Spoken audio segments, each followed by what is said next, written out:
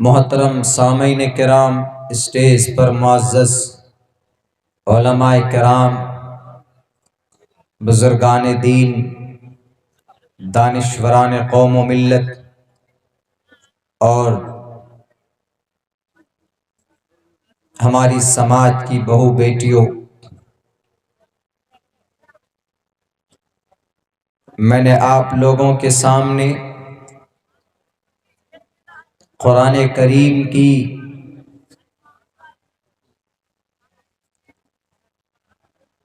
دو آیت تلاوت کی ہے اور اس کے ساتھ ساتھ میں نے رسول پاک صلی اللہ علیہ وسلم کی دو حدیث آپ کے سامنے پیش کی ہے۔ میرے بھائیوں،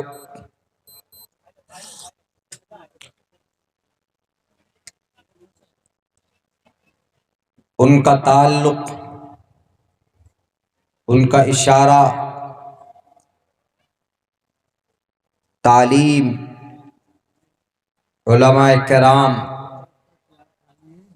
اولیاء اللہ، قوم کی بلندی اور قوم کی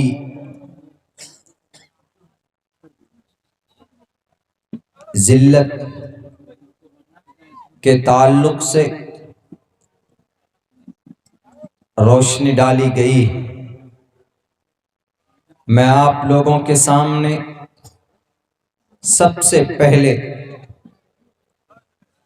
علماء کرام کا مقام، ان کی فضیلت، ان کا عہدہ، ان کا اسٹیٹس، ان کی کیا اہمیت ہے، اللہ تبارک و تعالی نے اپنے قرآن میں کس انداز میں ان کو لوگوں کے سامنے پیش کیا ہے۔ اور آج ہمارے قوم کے علماء کرام سے، حفاظ کرام سے، اللہ کے ولی سے، پیران پیر سے ہمارا کیا عقیدت ہے، ہم اس چیز کو سب سے پہلے پیش کرنا چاہتے۔ میرے بھائیوں، سچ تو یہ ہے کہ اللہ تبارک و تعالی کے احکام کو انبیاء کرام قوم تک پہنچاتے تھے، لیکن جب سلسلہ نبیوں کا ختم ہو گیا تو پھر اس کے بعد اللہ کے احکامات کو، قرآن کی تفسیر کو، احادیث رسول کی مطلب کو، شریعت کو قوم تک پہنچانے کی ذمہ داری ہمارے ان علماء کرام کے کندھوں پر آ گئی۔ گویا کہ جو کام نبیوں کا تھا، جو ذمہ داری ان کی تھی، ان کے چلے جانے کے بعد یہ ذمہ داری وراثت میں حضرات علماء کرام کو اللہ کے نبی علیہ السلام نے دے دی۔ اگر ہماری قوم کے بیچ، ہمارے گاؤں سماج میں، ہمارے علاقے میں اگر ہمارے علماء کرام نہ ہوں تو ہم اپنی شریعت کو، اپنے قرآن کو، اپنے نبی کا مقام، صحابہ کرام کا مقام، اکابرین، اللہ کے ولی کو، پیران پیر کو اور اس قوم کے بڑے طبقے کا مقام کیا ہوتا ہے ہم نہیں جان پاتے۔ محمد الرسول اللہ کون ہے؟ Who is last prophet? What is the status and what was the duty of the last prophet Muhammad sallallahu alaihi wasallam? This time we are not able to recognize the personality of the last Prophet Muhammad sallallahu alaihi wasallam, ہم نہیں پہچان پاتے کہ اللہ کے نبی نے کیا قربانی دی، صحابہ کرام نے، ان کا مقام کیا ہے، اللہ کے ولیوں کا ان کی فضیلت کیا ہے، ان کا کیا مقام ہے۔ اگر علماء نہ ہوتے تو ہم یہ چیز کبھی بھی نہیں جان پاتے۔ اسی لیے میرے بھائیوں، ہمیں اس بات پر گرو کرنا چاہیے، فخر کرنا چاہیے، اس دھرتی پر علماء کرام کا، خصوصاً بھارت کی دھرتی پر ہمارے علماء کرام کا موجود ہونا ہمارے لیے بڑی فضیلت کی بات ہے۔ ہمیں اللہ کا 100 مرتبہ شکریہ ادا کرنا چاہیے کہ اللہ تبارک و تعالیٰ نے ہمارے بیچ بہت بڑے بڑے اکابرین کو، اللہ تبارک و تعالیٰ نے اس دھرتی پر پیران پیر کو، اولیاء اللہ کو، علماء کرام کو پیدا کیا، اور ہم ان کا نام آج گرو سے لیتے ہیں، اور ہم کہتے ہیں کہ ہمارے اکابر ایسے تھے۔ بلکہ میں تو دو ٹوک لفظوں میں ابھی 2-4 روز پہلے سے میں نے کہنا شروع بھی کیا ہے، اگر ہمارے ہندوستان کی دھرتی پر ہمارے علماء نہ ہوتے تو آج شریعت ہمارے بیچ میں نہ ہوتی، ہمارے سر پہ ٹوپی نہیں ہوتی، ہمارے چہرے پہ داڑھی نہیں ہوتی، ہمارے مسجد کے مینارے نہیں ہوتے، ہمارے مدرسوں کے اندر قرآن کریم کی تعلیم نہیں ہوتی، اگر بھارت کی دھرتی پر علماء کرام کا وجود نہ ہوتا۔ سچ تو یہ ہے، ہم اس دھرتی پر، ہم بھارت کی دھرتی پر، ہم اللہ تبارک و تعالیٰ کی، ان کی ذات کو بھی نہیں پہچان پاتے کہ ہمارا اللہ کون ہے، ہمارا خالق کون ہے، ہمارا معبود حقیقی کون ہے۔ بلکہ جیسے اس بھارت میں اور بھی قوم ہے، جین ہے، سکھ ہے، بودھ ہیں، سناتن دھرم ہے، جیسے وہ بھٹکے ہوئے ہیں، they are going to the very very wrong way and right now they worship different kind of God، بہت سارے خداؤں کی عبادت کرتے ہیں۔ تو اسی طریقے پر آج ہم بھی اگر علماء نہ ہوتے تو الگ الگ خداؤں کی عبادت کرتے۔ ہم اپنے نبی کو نہیں پہچان پاتے، ہم اپنے صحابہ کرام کو نہیں جان پاتے کہ خلفائے راشدین کون ہے، اماں عائشہ کون ہے، اماں خدیجہ کون ہے، حضرت عمر فاروق کون تھے، حضرت ابو بکر صدیق کون تھے، حضرت عثمان کون تھے، اور حضرت علی کون تھے۔ ہم نہیں جان پاتے کہ حسن حسین کون تھے، ہم نہیں جان پاتے کہ بی بی سمیہ کون تھی، ہم نہیں جان پاتے کہ حضرت زبیر کون تھے، ہم نہیں جان پاتے کہ جنگ بدر کے اندر اللہ کے نبی علیہ السلام کا درد کیا تھا، ہم نہیں جان پاتے کہ جنگ احد کے اندر سید الشہداء الحمزہ کے جسم کے ٹکڑے کیے گئے تھے، تب جا کر اسلام دنیا کے اندر پھیلا تھا۔ اگر ہمارے علماء نہ ہوتے تو اس بھارت کے اندر آپ کی اور ہماری تاریخ کیا ہے ہم یہ بھی نہیں جان پاتے۔ اگر ہمارے علماء نہ ہوتے تو سماج کے اندر پڑوسیوں کا حق حقوق کیا ہے ہم وہ بھی نہیں جان پاتے، بیٹیوں کا مقام کیا ہے ہم وہ بھی نہیں جان پاتے، ماں کا رتبہ کیا ہے ہم وہ بھی نہیں سمجھ پاتے، باپ جنت کا دروازہ ہے ہم یہ بھی نہیں جان پاتے۔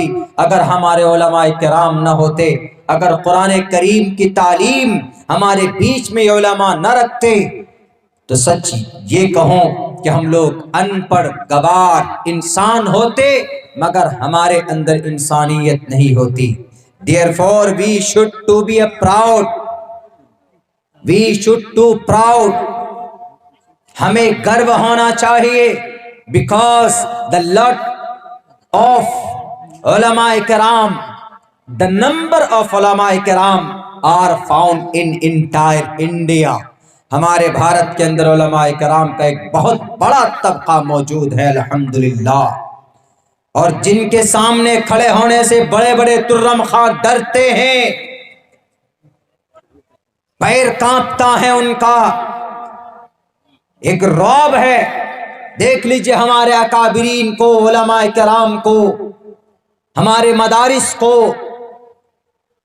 ہمارے مساجد کو، ان کو دیکھ دیکھ کر کچھ لوگوں کے پیٹ میں درد ہوتے ہیں۔ ابھی یہ مہینہ گزرا ہمارے اور آپ کے بیچ میں، بلکہ گزر رہا ہے۔ اس مہینے کے اندر ایک تاریخ گئی ہے، کل کی تاریخ میں 26 جنوری۔ اس 26 جنوری کو ہم لوگ یوم جمہوریہ بولتے ہیں۔ کیوں 26 جنوری میں ہم لوگ جھنڈا پھہراتے ہیں؟ کیا وجہ ہے، کیا ریزن ہے؟ یہ 26 جنوری ہم کو کیسے ملا؟ میرے بھائیو، ایسے نہیں ملا۔ یہ 26 جنوری ہمارے علماء کرام کی قربانی کے صدقے میں ہمیں ملا ہے۔ 70,000 علماء کرام کو پھانسی کے پھندے پر لٹکایا گیا، تب جا کر 26 جنوری ہمیں نصیب ہوئی ہے۔ 26 جنوری کا مطلب، جب یہ دیش آزاد ہوا تھا، اس وقت 15 اگست 1947 کو یہ دیش آزاد ہوا، لیکن اب یہ دیش چلے گا کس قانون کے تحت؟ حکومت کس کی ہوگی؟ تو ایک قانون کی ضرورت تھی۔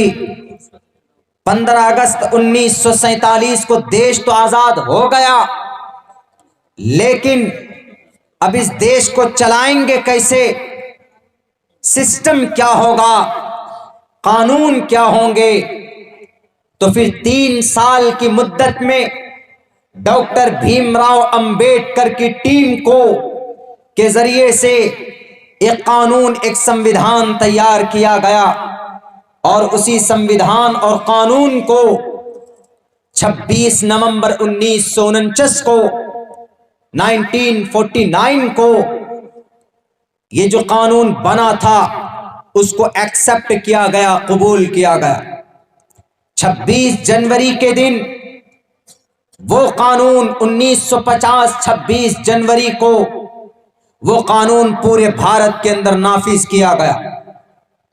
تو جس دن ہمارے دیش میں قانون نافذ ہوا وہ دن 26 جنوری کا تھا، اور اسی 26 جنوری کو ہم لوگ ریپبلک ڈے، یوم جمہوریہ کے طور پر مناتے ہیں، یعنی اس دن ہمارے دیش میں قانون لاگو ہوا تھا۔ آزادی کی وجہ سے قانون بنا، اور آزادی آئی کہاں سے؟ پوچھئے ان لوگوں سے جو لوگ کہتے ہیں کہ اس دیش میں علماء کرام غلط جگہ سے جوڑتے ہیں، جن کی ٹوپی داڑھی دیکھ کر ٹیررزم یاد آ جاتی ہے، ان لوگوں کو دہشت گرد گھوشت کرتے ہیں یہ لوگ۔ بتائیے ان لوگوں کو کہ آزادی تمہیں کہاں سے ملی؟ علماء کرام کی قربانی کی وجہ سے آزادی ملی ہے۔ کوئی مائے کا لال کھڑا نہیں تھا انگریز کے سامنے۔ انگریز کے سامنے کون کھڑے تھے؟ علماء کرام کھڑے تھے۔ انگریز سے مقابلے کے لیے تلوار لے کر میدان میں کون کودا تھا؟ علماء کرام کودے تھے۔ دلی کی چاندنی چوک سے لے کر خیبر تک کا کوئی درخت ایسا باقی نہیں تھا جس میں علماء کرام کی یہ گردنیں نہ لٹکی ہوئی ہو۔ خیبر کی پہاڑیوں سے پوچھئے، دلی کی جامع مسجد سے پوچھئے کہ علماء کرام کون تھے، علماء کرام کا کیا مقام تھا۔ آج مدرسوں کو بند کیا جا رہا ہے۔ کون سا مدرسہ جہاں پر قرآن کریم کی تعلیم دی جاتی؟ کون سا مدرسہ جہاں پر علماء کرام بیٹھ کر چھوٹے چھوٹے بچوں کو پڑھاتے ہیں؟ آسام میں 300 سے زیادہ مدارس بند کر دیے گئے کہ ان مدرسوں کے اندر قرآن کی تعلیم دی جاتی ہے۔ کہتے ہیں کہ قرآن کی تعلیم بند کرو، نہیں، تو ان مدرسوں کے اندر شریمد بھگوت گیتا کو بھی پڑھانا ہوگا۔ ہم کہیں گے کہ ٹھیک ہے پڑھاؤ، آپ شریمد بھگوت گیتا بھی پڑھاؤ، لیکن شریمد بھگوت گیتا کے اس منتر پر عمل کرنا ہوگا جس کے اندر کہا گیا اہنسا ستیم کرود استیاگ شانتیرپیشنم دیا بولیشولو لوپ توم ہیر چاپلام۔ غصے پر عمل نہیں ہوگا، ظلم و ستم پر عمل نہیں ہوگا، محبت کے ذریعے سے یہ دنیا اور دیش کے اندر انسان رکیں گے۔ قرآن کریم کے اندر ہے اقیم الصلاۃ، نماز قائم کرو۔ شریمد بھگوت گیتا کے اس منتر کو بھی پڑھایا جائے گا جس کے اندر کہا گیا پتھما دارکا جیوا دیو ددین مجیتے ترتیانن کوڈلا کاریہ چترتر دیک چندر کا پنچم وندو سنیکتا، کہ لوگوں ساستانگ کرو۔ مسلمان نماز پڑھتا ہے قرآن کے آرڈر پر، تو آپ کو بھی شریمد بھگوت گیتا کے اس منتر کو پڑھانا ہوگا۔ اس منتر کے اندر نماز کی تعریف کی گئی ہے۔ قرآن کریم کے اندر کہا گیا کہ ماں سماج کی ماں بہنوں پردے میں آ جاؤ، ادھے پشیست مو پری سنترام پاد کوہر ماتے کوشل پکو۔ کسی بھی غیر محرم لڑکے سے بات مت کرو، کسی بھی غیر محرم شخص سے بات مت کرو، کسی بھی مرد سے ناجائز تعلقات مت بناؤ، اپنے نگاہوں کو نیچی رکھو، پردے کے اندر رہو، قرآن و حدیث کے مطابق، شریعت کے مطابق، اماں عائشہ کی زندگی کے مطابق، فاطمہ زہرا کے مطابق زندگی کے مطابق اپنی زندگی گزارو۔ قرآن میں کہا گیا تو تمہارے شریمد بھگوت گیتا میں یہ بات کہی گئی ادھے پشیست مو پری سنترام پاد کوہر ماتے کوشل پکو، کہ مائیں اپنی گھونگٹ نیچی کر لیجئے، سماج کی بہنیں اپنے ایسے لباس میں آپ مارکیٹ جائیے جس سے آپ کے بدن کا کوئی عزم دوسروں کو نہ دکھے۔ یہ حکم لاگو کرو، قرآن کے احکام پر ہم عمل کرتے۔ اگر آسام کے اندر قرآن کریم کی تعلیم دی جاتی ہے تو وہاں کے مسلمان قرآن کریم کے احکام کے مطابق زندگی گزارتے ہیں۔ تم وعدہ کرو کہ اگر تم شریمد بھگوت گیتا مدرسے میں پڑھواؤ گے تو تم خود بھی شریمد بھگوت گیتا کے احکام پر عمل کرو گے، نہیں تو صرف ٹوپی سے عداوت کی بنیاد پر، داڑھی سے تکلیف کی بنیاد پر اگر تم مدارس کو بند کرنے کی کوشش کرتے ہو تو یاد رکھو اس دھرتی پر سب سے زیادہ بے خوف قوم علماء کرام کی جماعت ہے، سب سے زیادہ بہادر قوم ہندوستان کی دھرتی پر علماء کرام کی جماعت ہے۔ اگر وہ کسی سے ڈرتے ہیں تو صرف اللہ سے ڈرتے ہیں، ورنہ کسی نیتا سے، کسی چیلا سے وہ نہیں ڈرتے۔ اگر وہ اس دھرتی پر کسی سے ڈرتے ہیں تو اللہ تبارک و تعالیٰ کی ناراضگی سے صرف ڈرتے ہیں۔ ان کے سینے کے اندر قرآن ہوتا ہے اور ان کے سینوں کے اندر احادیث رسول کا ذخیرہ ہوتا ہے، ان کے سینے کے اندر رسول اللہ کی محبت ہوتی ہے، وہ عاشق رسول ہوتے ہیں، وہ کسی سے نہیں ڈرتے ہیں۔ اگر کسی سے بھی مقابلہ کرنا پڑے تو وہ پیچھے نہیں ہٹتے ہیں۔ ایک بات یاد رکھو آسام حکومت کے لوگوں، اتر پردیش کے اندر ہمارے مدارس کو بند کرنے والوں، ہمارے علماء کرام کے ہاتھ میں ہتھکڑی لگانے والوں، ایک بات یاد رکھنا، جب 1857 میں انگریز سے جنگ کی ضرورت پڑی تھی، جنگ کی ضرورت پڑی تھی، کون میدان میں تھا؟ شاملی کے میدان میں مولانا قاسم نانوتوی تھے۔ مولانا قاسم نانوتوی نے کہاں سے پڑھا تھا؟ مدرسے سے پڑھا تھا۔ شاہ ولی اللہ محدث دہلوی کہاں سے پڑھے تھے؟ مدرسے کے پڑھے ہوئے تھے۔ شاہ عبدالعزیز محدث دہلوی کہاں سے پڑھے تھے؟ مدرسے سے پڑھے تھے۔ مولانا جعفر تھانیسوی کہاں سے پڑھے تھے؟ مدرسے سے پڑھے تھے۔ شیخ الاسلام حسین احمد مدنی کہاں سے پڑھے تھے؟ مدرسے سے پڑھے تھے۔ حضرت مولانا عبید اللہ سندھی رحمت اللہ علیہ کہاں سے پڑھ کر نکلے؟ مدرسے سے پڑھ کر نکلے تھے۔ مولانا عبدالرشید گنگوہی کہاں سے پڑھ کر نکلے؟ مدرسے سے پڑھ کر نکلے تھے۔ اور مولانا حافظ ضامن شہید رحمت اللہ علیہ کہاں سے پڑھ کر نکلے؟ مدرسے سے پڑھ کر نکلے۔ مولانا جوہر کانپوری کہاں سے پڑھ کر نکلے؟ مدرسے سے پڑھ کر نکلے۔ میرے بھائیوں، مولانا احمد رضا خاں بریلوی کہاں سے پڑھ کر نکلے؟ مدرسے سے پڑھ کر نکلے تھے۔ اگر یہ علماء کرام مدرسے کے پڑھ کر نکلے تھے، ظالم انگریز کے دانت کھٹے کر سکتے تھے۔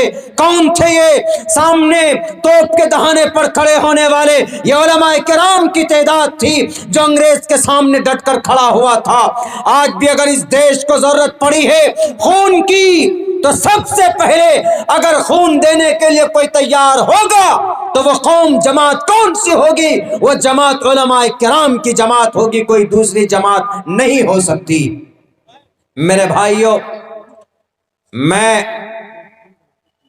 آپ لوگوں کو ایک چھوٹا سا ادنا سا طالب علم ہونے کی حیثیت سے میں اتنا کہتا ہوں کہ اس دھرتی پر علماء کرام کا، ان کی موجودگی ہمارے لیے باعث رحمت ہے۔ کیوں؟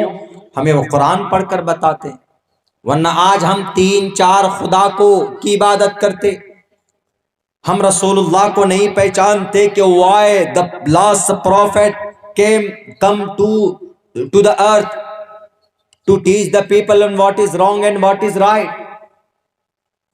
ویدوں میں کہا گیا محمد الرسول اللہ کے بارے میں، نراشن سم واجنم واجنی شیدیرم پوشنم سن میری بھی رتھم ن درگا دوسوا سدان وہ وشو سمانو۔ پوری دنیا کے لوگ سلام کریں گے، ان کو سلام پیش کریں گے، درود پیش کریں گے۔ ہے کوئی مائے کا لال جن کے نام پر جن کو درود بھیجا جاتا ہو؟ نہیں بھیجا جاتا، لیکن پروفٹ محمد صلی اللہ علیہ وسلم کو ہم لوگ جب ان کا نام آ جائے درود پڑھنا لازمی اور ضروری ہو جاتا۔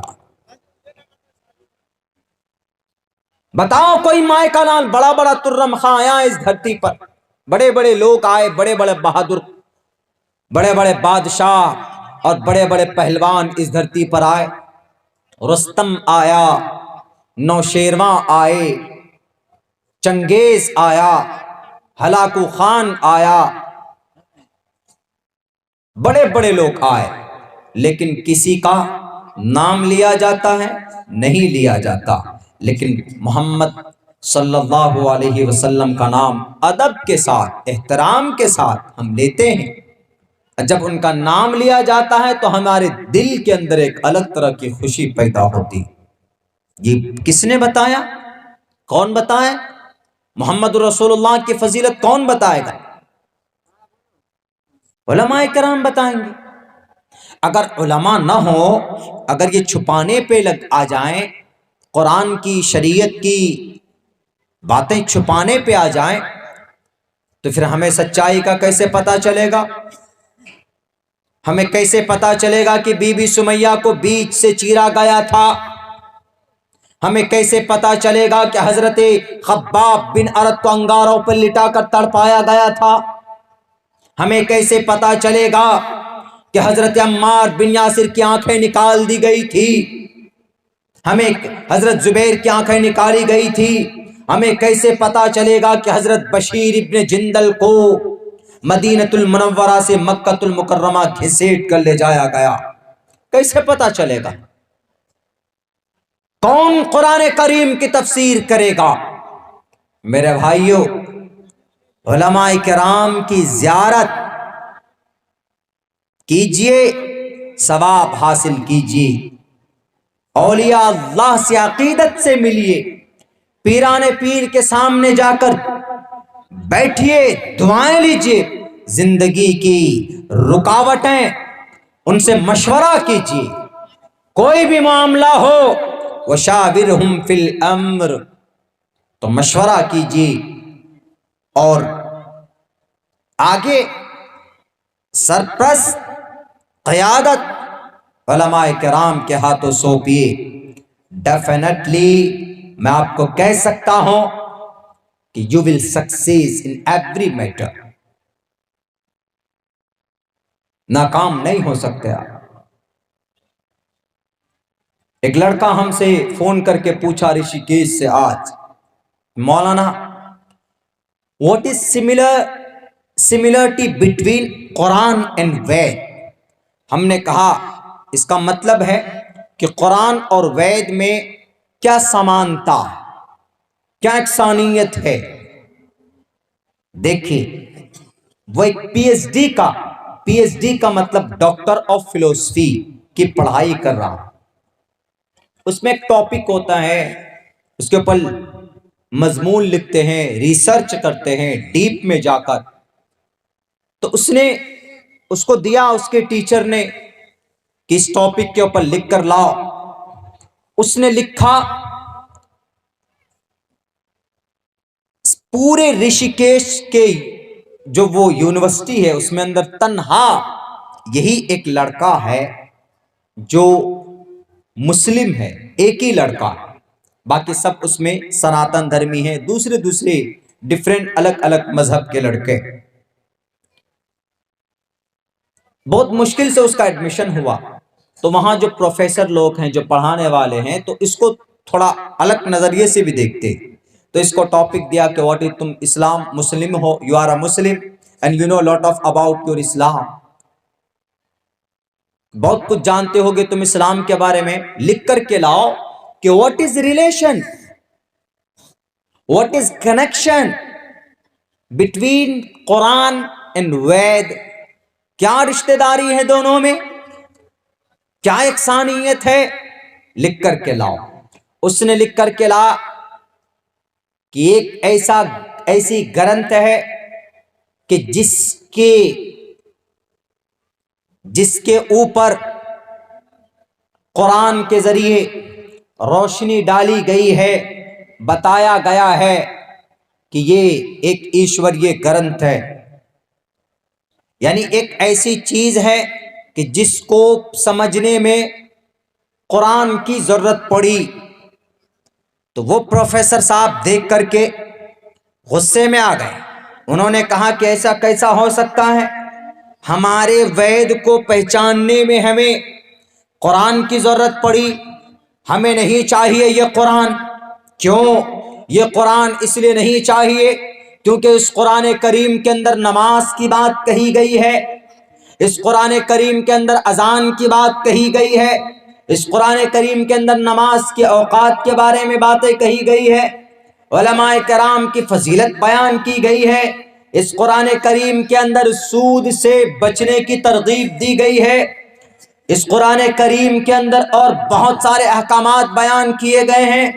اسی لیے we don't accept the definition according to the قرآن، ہم تمہارے قرآن کریم کے مطابق ہم اس چیز کو نہیں ایکسپٹ کرتے.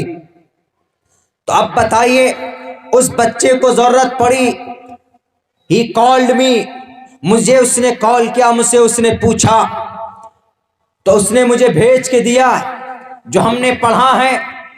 اس کے اندر اتنے مجھے یقین نہیں ہو رہا کہ اتنے بڑے پروفیسر ہو کے ان کے اندر اتنی کڑھن، یعنی اتنی عداوت بھری ہوگی قرآن کے تعلق سے، اذان کے تعلق سے. تب جا کر ایک بات سمجھ میں آئی کہ مدھیہ پردیش کے اندر وہ جو مسجد کے مینارے توڑے گئے، ابھی 5 مسجد کے میناروں سے جھنڈا اتار کر مسلمانوں کے دلوں کو ٹھیس پہنچاتے ہوئے جو مسجد کے مینارے توڑے گئے، وہ غیر قانونی بھی تھا لیکن غیر انسانی بھی تھا، انسانیت ہیومنٹی کے خلاف بھی تھا. وہ چیز کہاں سے آئی؟ وہ چیز پیدا کی گئی ان کے دلوں کے اندر. ورنہ اذان دینا، ان سے جب پوچھا گیا کہ تم یہ مینارے کیوں توڑ رہے ہو، انہوں نے کہا کہ یہاں سے مسلمانوں کی نماز کے لیے اذان کی آواز بلند ہوتی، اسی لیے ہم ان میناروں کو توڑ دیں گے تو یہاں پر لاؤڈ اسپیکر یہ لوگ باندھ نہیں پائیں گے، اذان کیسے دیں گے، آواز ہمارے کانوں تک نہیں پہنچے گی. میرے ہندو بھائیوں، میں ادب کے ساتھ کہنا چاہوں گا، ہم اس قوم کے، ہم اس نبی کے امتی ہیں جو صرف ہمارے لیے نہیں ہے، جن پر صرف ہماری جاگیرداری نہیں ہے، بلکہ آپ پیار سے دیکھو، آپ محبت سے دیکھو، اس نبی کا تذکرہ آپ کے گرنتھوں کے اندر کیا گیا ہے، اور آپ کے اس نبی کے ذریعے سے اذان کا تذکرہ کیا گیا، بھلے ہی عربی زبان میں نہ کیا گیا ہو، زبان سنسکرت ہے، کتاب آپ کی ہے، لکھنے والے رشی منی بھی آپ کے ہیں، آپ کے گرنتھوں کے اندر سب چیز آپ کی ہے، لیکن اس کے اندر پیغام ہمارا ہے، اور میسج ہمارے مطلب میرے بھی اور آپ کے بھی انتم مہارشی محمد الرسول اللہ کے بارے میں لکھا گیا۔ آپ کو دشمنی ہے اذان سے، تو اذان مسجد کے مینارے توڑ کر دشمنی نہ نکالا جائے، بلکہ بھوشیہ پران کو اٹھا کر دیکھا جائے، جس کے اندر کہا گیا اچلاپی، اونچی آواز میں بلانے والے، اچلاپی بھوشیتی جنومم ونا کولم چ پشوشتے شام بھکشیا متامم مسلنے وسنسکارا کوشری بھوشیتی تسمان مسلونتو ہی جاتو دھرم دوشکا۔ اچلاپی، اونچی آواز میں بلانے والے، بتاؤ دنیا کے اندر 10.5 ارب انسان موجود ہیں، ان 10 ارب انسانوں کے بیچ میں اونچی آواز میں بھکتی کے لیے کیا چرچ میں بلایا جاتا ہے؟ نہیں۔ کیا کلیسا میں بلایا جاتا ہے؟ نہیں۔ کیا کسی مندر میں بلائے جاتے ہیں؟ نہیں، بلکہ اگر اونچی آواز دے کر اگر ایشور کی عبادت بھکتی کے لیے کہیں پہ بلایا جاتا ہے تو وہ صرف مسجد کے اندر اذان دی جاتی ہے، اور اسی اذان کو سنسکرت زبان میں کہا اچلاپی، اونچی آواز میں لاپ کرنا، اونچی آواز میں بلانا۔ اور کیا بولتے ہیں ہم لوگ اذان میں؟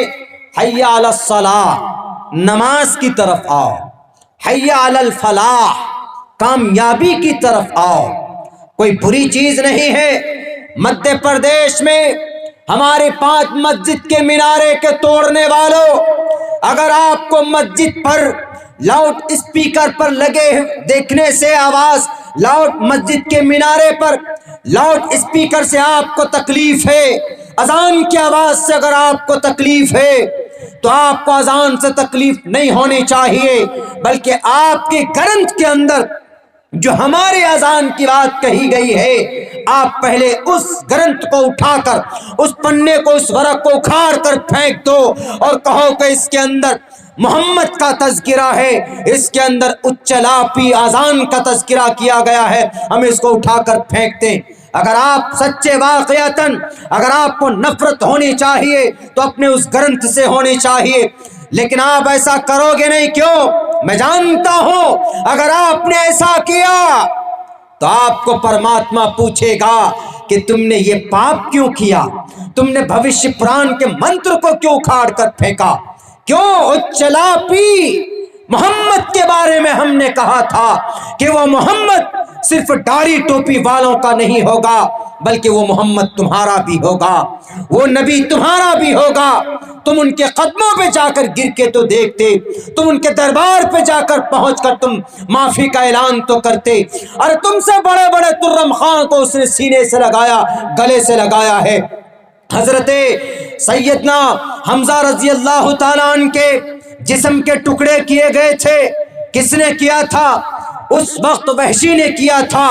وہ وحشی اس وقت ایمان نہیں لائے تھے، انہوں نے حضرت حمزہ اللہ کے نبی کے چچا، ان کے ناک کو کاٹا تھا، ان کے سینے کو چاک کر کے اتریوں کو، کلیجے کو نکالا تھا، ان کے ہاتھ کے انگلیوں کے پوروے کاٹے تھے، اور ان کے پوری باڈی کو ان کا پوسٹ مارٹم کر دیا تھا، پہچاننے کے لائق نہیں رہنے دیا گیا تھا۔ نبی پاک علیہ السلام اپنے چچا کی لاش کو دیکھ کر تڑپنے لگے تھے، رونے لگے تھے۔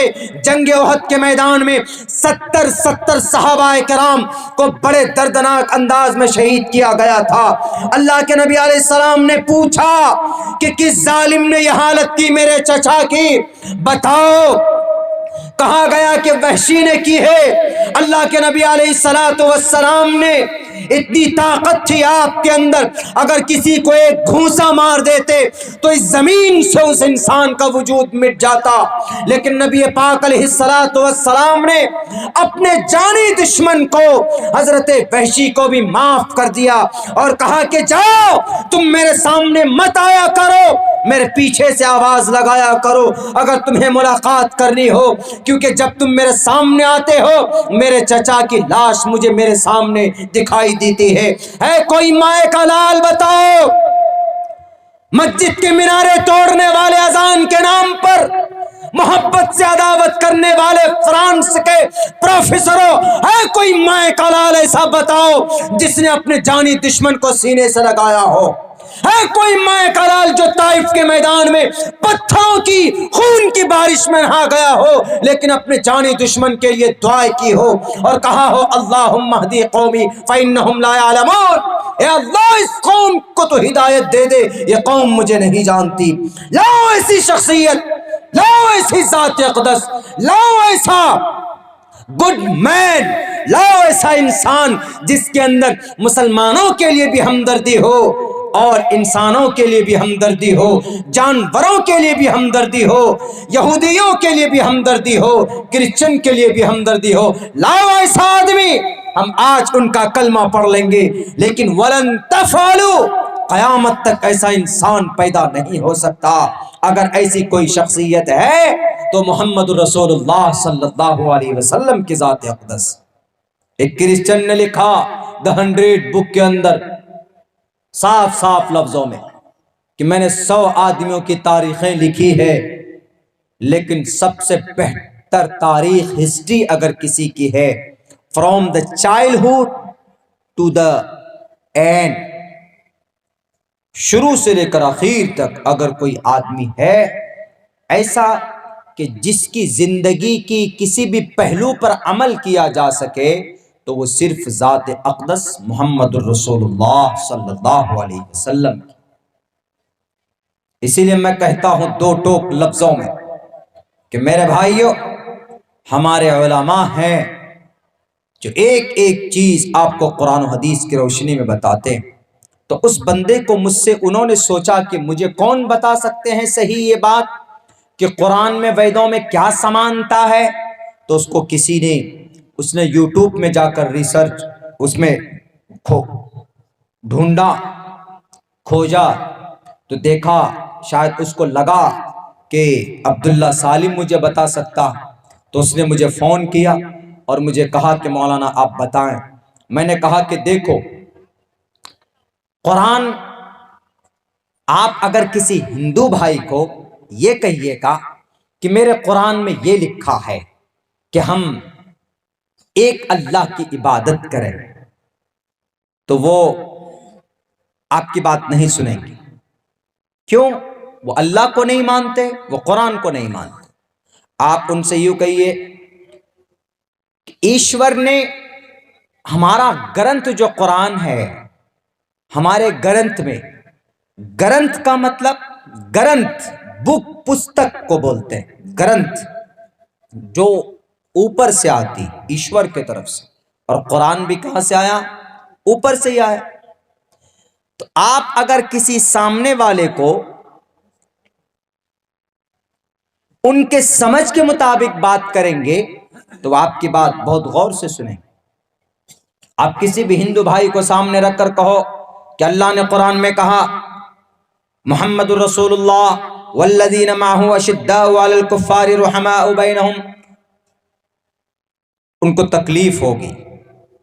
ہاں، لیکن آپ ان کو یہ کہو کہ ایشور پرماتما پرم شکتیمان نے اپنے گرنتھ میں کہا ہے، محمد کے بارے میں، انتم مہرشی کے بارے میں، انتم اوتار کے بارے میں، انتم مطلب آخری نبی کے بارے میں کہا ہے۔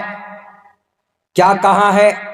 آخری نبی، آخری اوتار کے بارے میں کہا یگیم پرچوچام یمم ستدتوتو نیوستی کورتم پورویم گتم کستدی بھارتی۔ خلفائے راشدین کے بارے میں بھی کہا ہے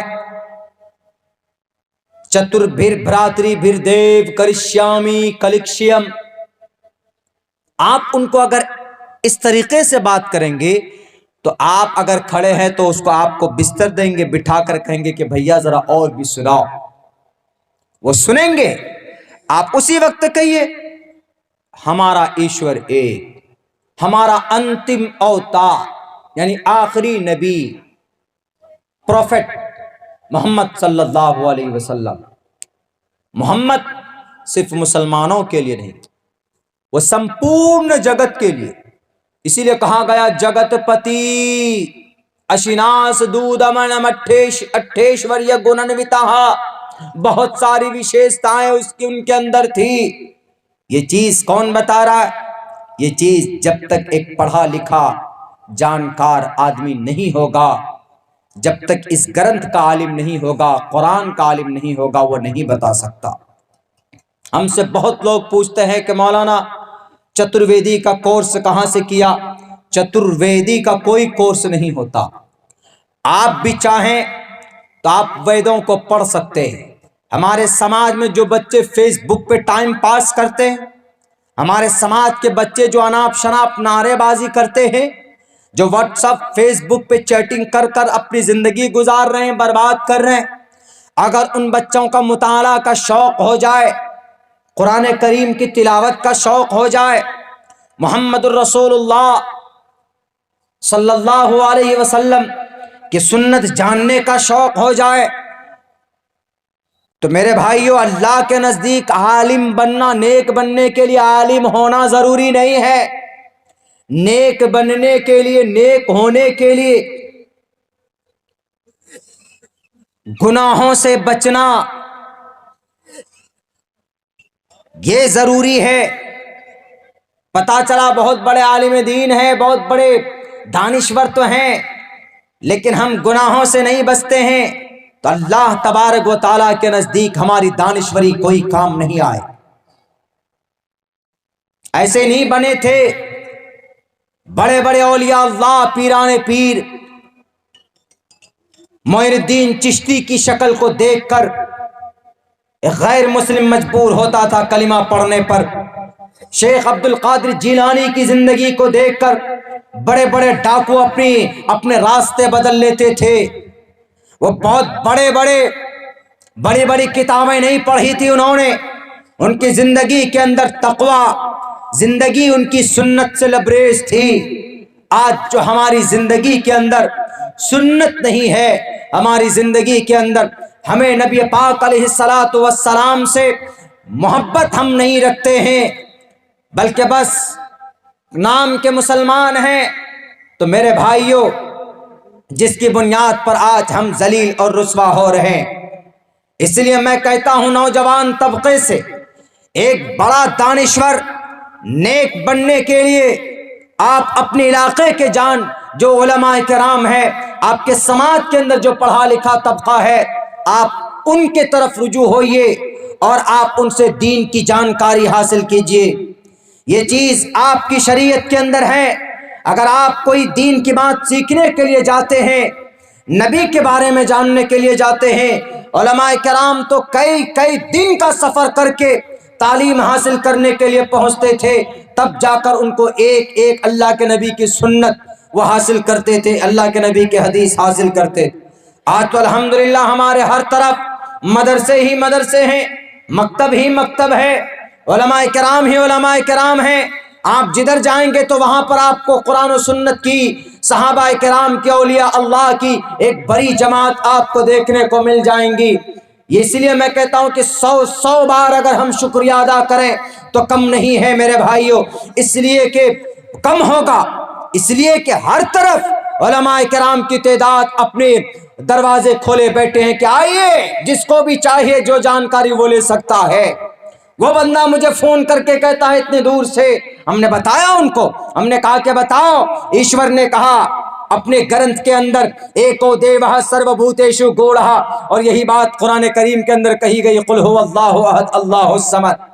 بتاؤ کہ یہ ایشور کا فائنل ڈیسیزن ہے، اور تمہارا جو وید ہے یہ بھی ایشور یہ گرنتھ ہے، اس میں بھی ایک ایشور کی بھکتی کہی گئی، اس میں بھی ایک ایشور کی بھکتی کہی گئی، اس میں آخری انتم مہرشی کے بارے میں بات کہی گئی قرآن میں، ویدوں کے اندر بھی وہی بات کہی گئی جب صاف چیزیں میں نے یہ لکھ کر پیش کی تو ان کا جو پروفیسر تھا وہ خوش ہوا کہ واہ وہ چیز ہم کو مل گئی جو ہم کو اپنے ویدوں میں دکھنا تھا. یعنی وہ اپنے وید کو نیچا نہیں کرنا چاہتا تھا، ان کے لٹریچر کو ایکسپٹ کیا اور سب کے سامنے پیش کیا گیا کہ جتنے بھی لٹریچر لکھے گئے، آرٹیکلز لکھے گئے، ان تمام میں سب سے بہترین آرٹیکل اس لڑکے کا ہے جس کا نام فلاں فلاں ہے.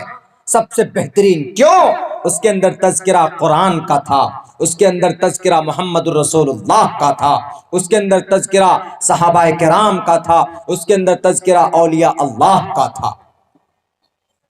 اسی لیے میں کہا کرتا ہوں کہ میرے بھائیو، آپ اپنے بچوں کو تعلیم ضرور دیجئے، دینی تعلیم بھی دیجئے، دنیاوی تعلیم بھی دیجئے. دینی تعلیم اس لیے ضروری کہ آپ نماز کیسے پڑھیں گے، زکوٰۃ کب دیں گے، آپ حج کب فرض ہوتا ہے آپ پر، یہ چیزیں ضروری ہیں. اور یہ اس کے ساتھ ساتھ میں پھر اکیڈمک کوالیفیکیشن دیجئے. آپ اکیڈمک کوالیفیکیشن مطلب دنیاوی تعلیم.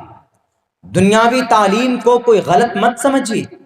دنیاوی تعلیم ماڈرن ایجوکیشن جس کو بولتے ہیں، it's very very compulsory also.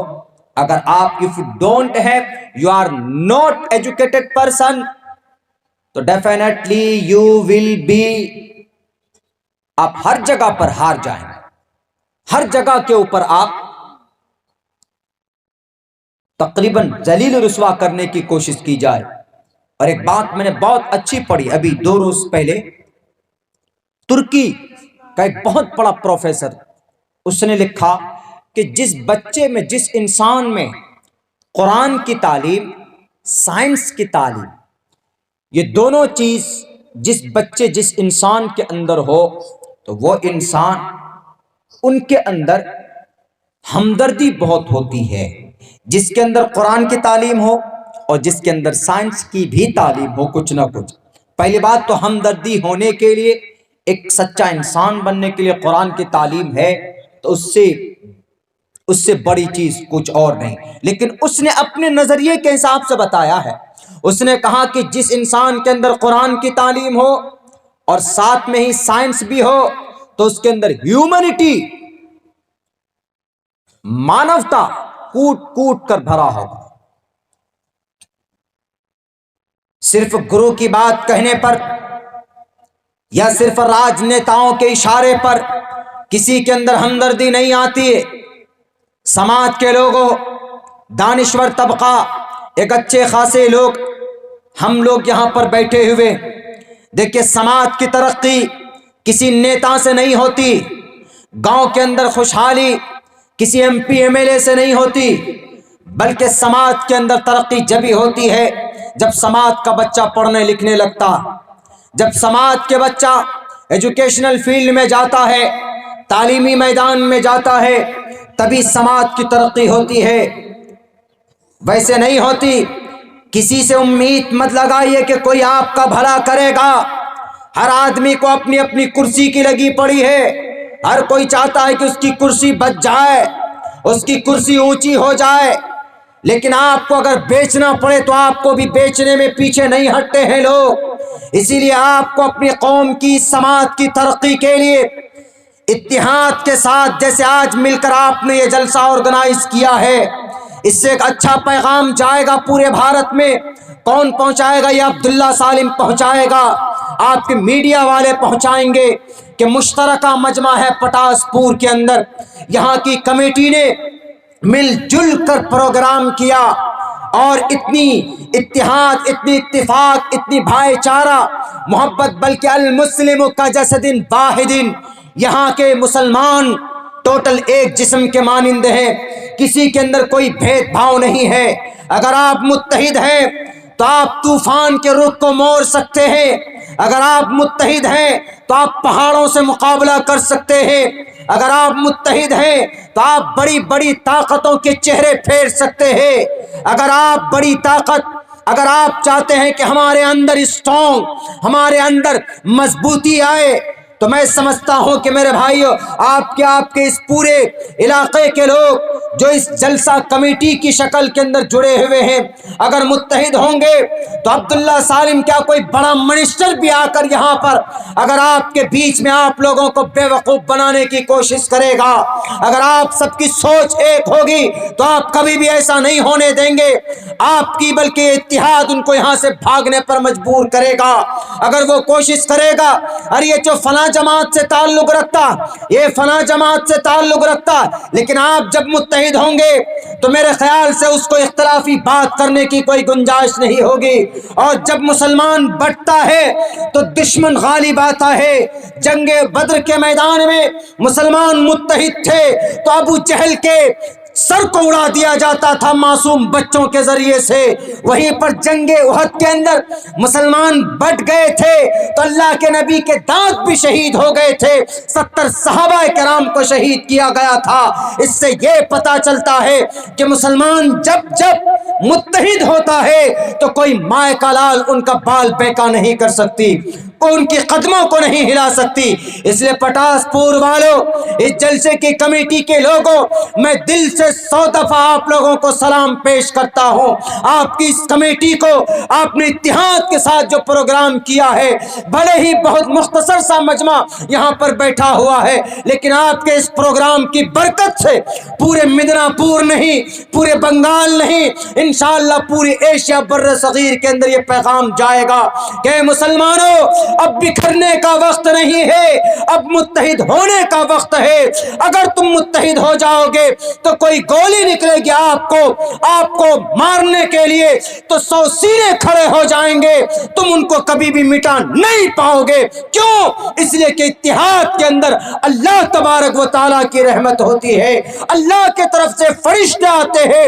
جیسے جنگ بدر کے میدان میں 4000 فرشتوں نے آ کر محمد الرسول اللہ کے صحابہ کرام کی مدد کی تھی، میرے یہ پٹاس پور والوں، آج بھی انشاءاللہ اللہ تبارک و تعالیٰ کے طرف سے بلکہ یہ رحمت ہے کہ آپ لوگ متحد ہو کر یہ کامیاب پروگرام کر رہے ہیں، اور دنیا کے اندر ایک سبق اور ایک اچھا پیغام جائے گا انشاءاللہ تبارک و تعالیٰ۔ نعرہ تکبیر، یہ بہت ضروری نعرہ تکبیر۔ مولانا عبداللہ سالم چتوربیدی، مولانا عبداللہ سالم چتوربیدی۔ میرے بھائیوں، بس میں اتنا کہوں گا کہ اپنے بیچ میں اس بھارت کے اندر جو اسٹیٹس، جو حالات ابھی ہیں، وہ صرف یہ ہے کہ مائنورٹی کو ختم کر دو۔ ہم ان کا مقابلہ کیسے کریں گے؟ 2 راستے، ایک تو یہ راستہ ہے آپ کا اتحاد کا، اگر آپ متحد ہیں، اگر ہم نہیں بٹے کہ نہیں فلاں تو فلاں جماعت سے، وہ الگ جماعت سے، نہیں، یہ بات نہیں آنی چاہیے۔ ہمارا کانسیپٹ، ہمارا عقیدہ اپنی جگہ پر ہے۔ اگر ہم اچھے ہیں تو اللہ ہم کو جنت دے گا، اگر ہم غلط ہیں تو اللہ ہم کو جہنم میں بھیجے گا۔ آپ کون ہوتے ہیں اس کی ذمہ داری لینے والے؟ لیکن اگر ہم متحد رہے تو انشاءاللہ کوئی آپ کو چھو نہیں پائے گا۔ مثال کیا ہے؟ مثال دیکھ لیجئے، آندولن چل رہا ہے، صرف 3% ہیں وہ لوگ جو آندولن کر رہے ہیں۔ کون ہیں؟ کسان لوگ ہیں۔ کیوں آندولن کر رہے ہیں؟ چونکہ ان کا ادھیکار چھیننے کی کوشش کی جا رہی۔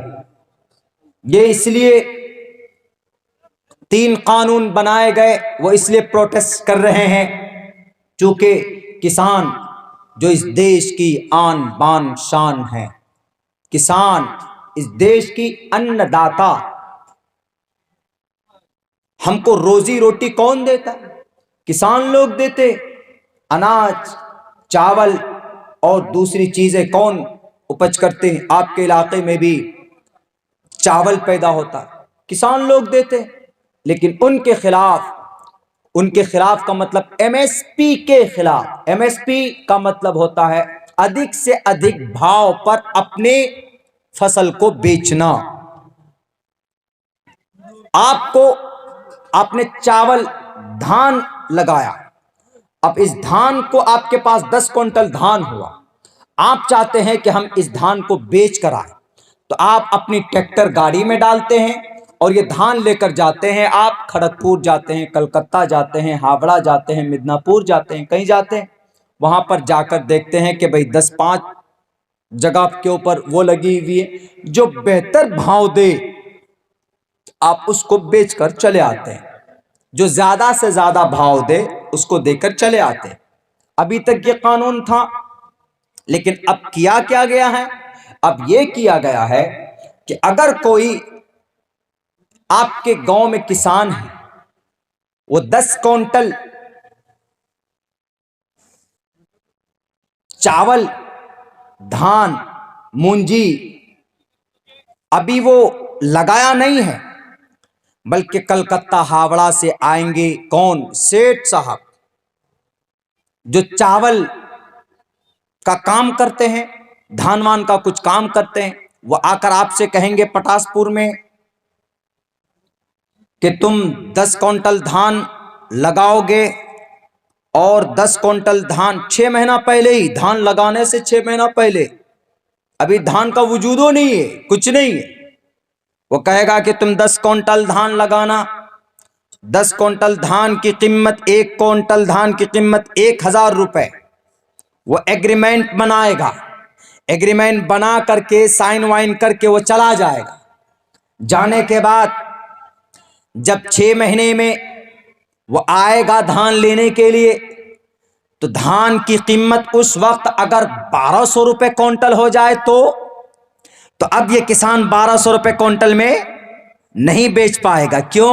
کیونکہ پہلے ایگریمنٹ کر لیا ہے 1000 روپے کا، تو اس لیے اب 200 روپے پر کونٹل میں چونا لگا کسان کا۔ یہ چیز دوسری بات، ایسا بھی تو ہو سکتا ہے کہ اگر 1000 روپے کونٹل کے بجائے گھٹ جائے قیمت، 800 روپے کونٹل ہو، تو تب وہ سیٹھ جی کہے گا کہ بھیا 1000 میں تو ہوا ہے، بات فکس ہوئی ہے تمہاری ہماری، لیکن مارکیٹ میں تو 800 روپے چل رہا ہے، ایسا کرو تم مجھے 800 روپے کے حساب سے دو، نہیں تو ہم نہیں لیں گے۔ اب بیچارہ کہاں جائے گا کسان؟ منڈی تو جا نہیں سکتا، منڈی تو بند ہے، لا محالہ مجبور ہو کر اس کو ہی دینا پڑے گا۔ اسی لیے کسان کا سب سے بڑا آندولن اسی بات کا کہ اگر وہ سیٹھ بھاگ جائے، اس کے اوپر کوئی قانون نہیں لایا، آپ یہ منڈی کو کیوں بند کر رہے ہیں؟ آپ منڈی کو کیوں بند کر رہے ہیں؟ یہی آندولن ہے بس۔ کتنے لوگ مرے، لیکن ان کو قانون پیارا ہے، ان کو اس دیش کی جنتا سے کوئی لینا دینا نہیں۔ ایسے لوگ بیٹھے ہوئے، قانون کن کے اوپر بننا چاہیے؟ سماج کی بیٹی کی عزت لوٹی جاتی ہے، ان کے ریپسٹ کو پکڑ کر فوراً سزا ہونی چاہیے۔ اس پر کوئی سزا ہوتی؟ کچھ نہیں۔ اس پر کوئی قانون آیا آج تک؟ نہیں آیا۔ اس پر قانون بننا چاہیے کہ نہیں بننا چاہیے؟ بننا چاہیے۔ اس پر کوئی قانون نہیں بنتا ہے۔ ہاتھرس کے اندر بہن منیشا کی عزت لوٹی گئی، ان کے لاش کو جلا کر بھسم کر دیا جاتا ہے، مجرمین کو نہیں پکڑا گیا۔ ریپسٹ کو جلدی سے جلدی پکڑا جائے اور ان کو تختہ دار پر لٹکایا جائے۔ ایسا قانون بننا زیادہ ضروری تھا کسان بل لانے سے، کسان کے اوپر قانون بنانے سے۔ اور تو اور یہی ویشالی کے اندر ہماری بہن گلناز کو کیروسین ڈال کر، ڈیزل ڈال کر ان کو جلانے کی کوشش کی گئی، مگر 15 دن تک وہ زندہ رہی، 15 دن تک موت سے لڑتی رہی، 15 دن تک پٹنہ کے اندر، دا کیپٹل آف بہار کے اندر ان کا علاج ہوتا رہا، ان کے مجرمین کو نہیں پکڑا گیا۔ اس دیش کے کرسی پر بیٹھنے والے لوگوں، اگر اس دیش کو آگے لے جانا چاہتے ہو تو جن جن چیزوں پر بل لا کر قانون بنانے کی ضرورت ہے ان کے اوپر دھیان دینا چاہیے۔ کسان کون؟ کسان آپ کووڈ-19 میں اس کورونا مہاماری کے اندر اپنے گھروں کے اندر بیٹھے ہوئے تھے ماسک لگا کر. بہت آپ نے قانون بنایا تھا کہ نہیں مسلمانوں کو الگ کرو. CNRC کے ذریعے آپ نے قانون بنایا تھا NRC لاگو کریں گے, چھانٹیں گے, بھیجیں گے اس کو افغانستان اور اس کو بھیجیں گے برما. لیکن اللہ نے ایسا عذاب لے آیا, اللہ کے طرف سے ایسی مار ہوئی. تم تو الگ الگ کرنا چاہتے تھے, اللہ نے 1 سال تک تم کو 6 فٹ دوری بنائے رکھنے پر مجبور کر دیا. یہ اللہ کے طرف سے تھا کہ تم الگ کرنا چاہتے ہو, لاؤ تم کو تمہاری بیوی سے الگ کر دوں گا, تم کو تمہارے بیٹوں سے الگ کر دوں گا, تم کو تمہاری بیٹیوں سے الگ کر دوں گا. اور کرونا کے اندر ہوا, جب بیٹا پاس آتا ہے, نہیں بیٹا تھوڑا دور ہو جاؤ, کرونا ہے, کرونا ہے. یہ کرونا نہیں, یہ مرونا تھا جو تم نے مائنورٹی کو پریشان کیا, جو تم نے اس دیش کے مائنورٹی کو اناپ شناپ قانون لا کر تم نے دقت میں اور پریشانی کے اندر ڈالا. اگر کرونا کی وجہ سے اللہ تبارک و تعالیٰ تمہیں احساس دلا سکتا ہے تو میرے بھائیوں, اللہ تبارک و تعالیٰ کی لاٹھی کے اندر آواز نہیں ہوتی ہے. ہم وہ قوم ہیں جو اللہ سے اپنے فیصلے کروا سکتے ہیں, ہم وہ قوم ہیں جو اللہ تبارک و تعالیٰ سے اپنے ظالم کو ہدایت دلوا سکتے ہیں. لیکن شرط یہ ہے کہ we should to approach, we should to be spiritual person.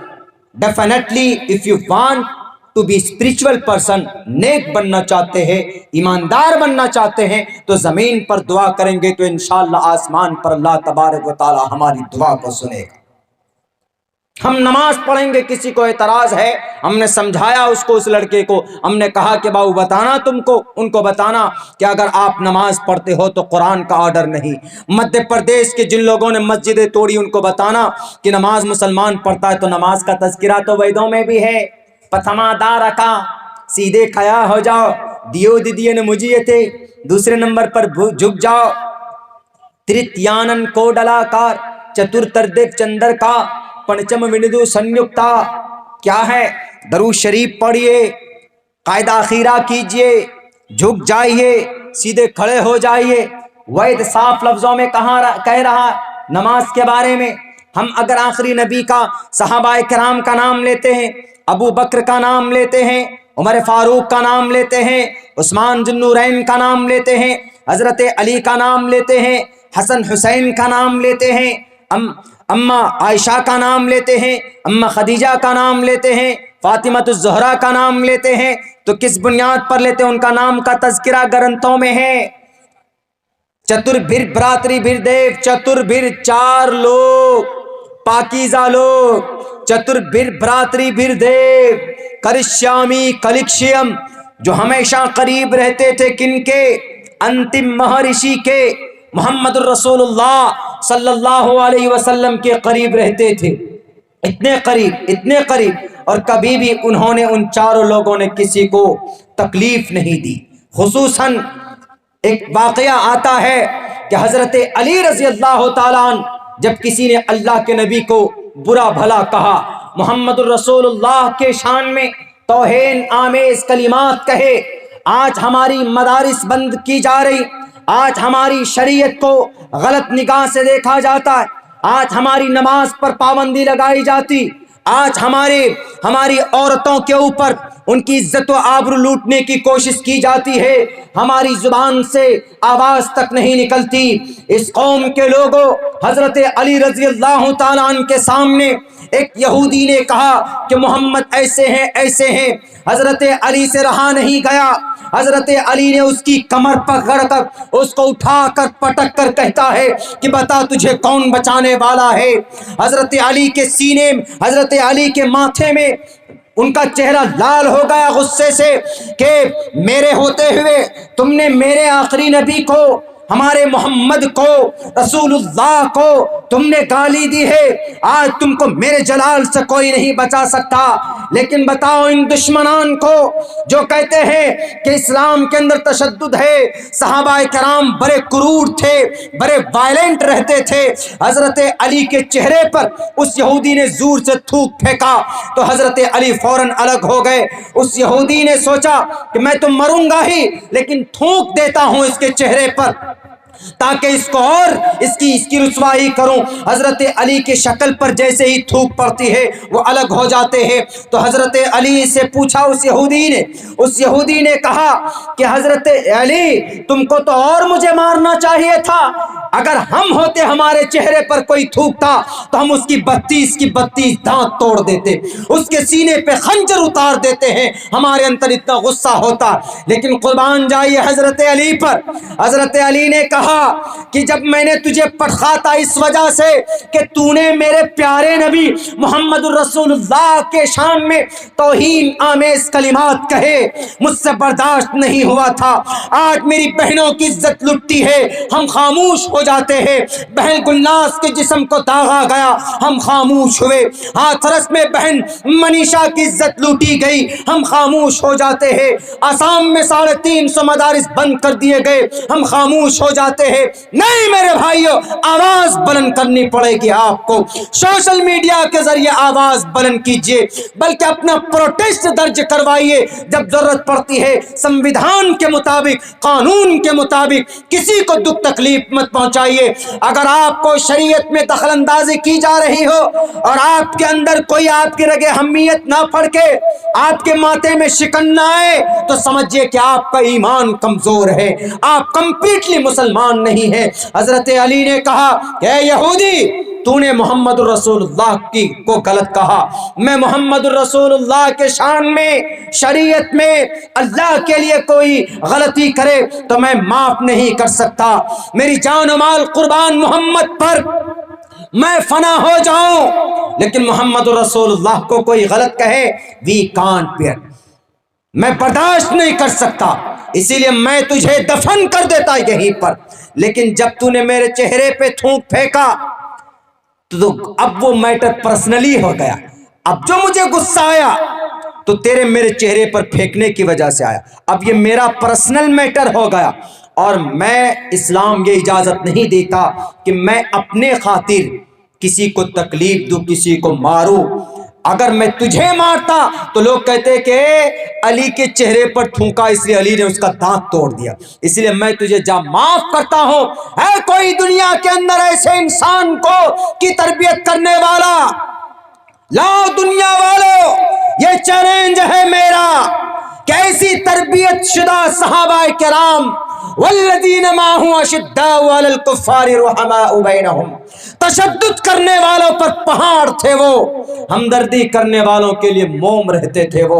حضرت علی نے معاف کر دیا کہ جا میں تجھے معاف کرتا ہوں، میں اپنی پرسنل میٹر میں تجھ سے انتقام نہیں لوں گا۔ آپ کہتے ہیں کہ اسلام تشدد، صحابہ کرام کے اندر تشدد تھی، یہ ایک افواہ ہے، ایک غلط فہمی۔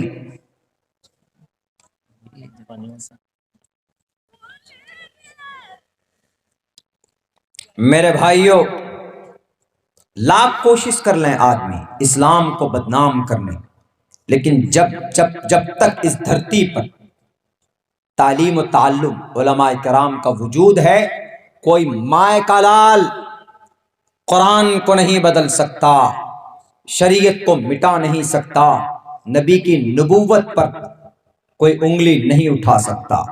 ابھی ہم جیسے طالب علم موجود، حضرت قاری صاحب بیٹھے ہیں، ہمارے تجمل صاحب بیٹھے ہوئے ہیں، ہمارے اس بستی کے معزز امام صاحب تشریف فرما ہے، آپ کی اس جلسے کی جو خوبصورت کمیٹی ہے ان کی محنت، ایسے لوگ ہیں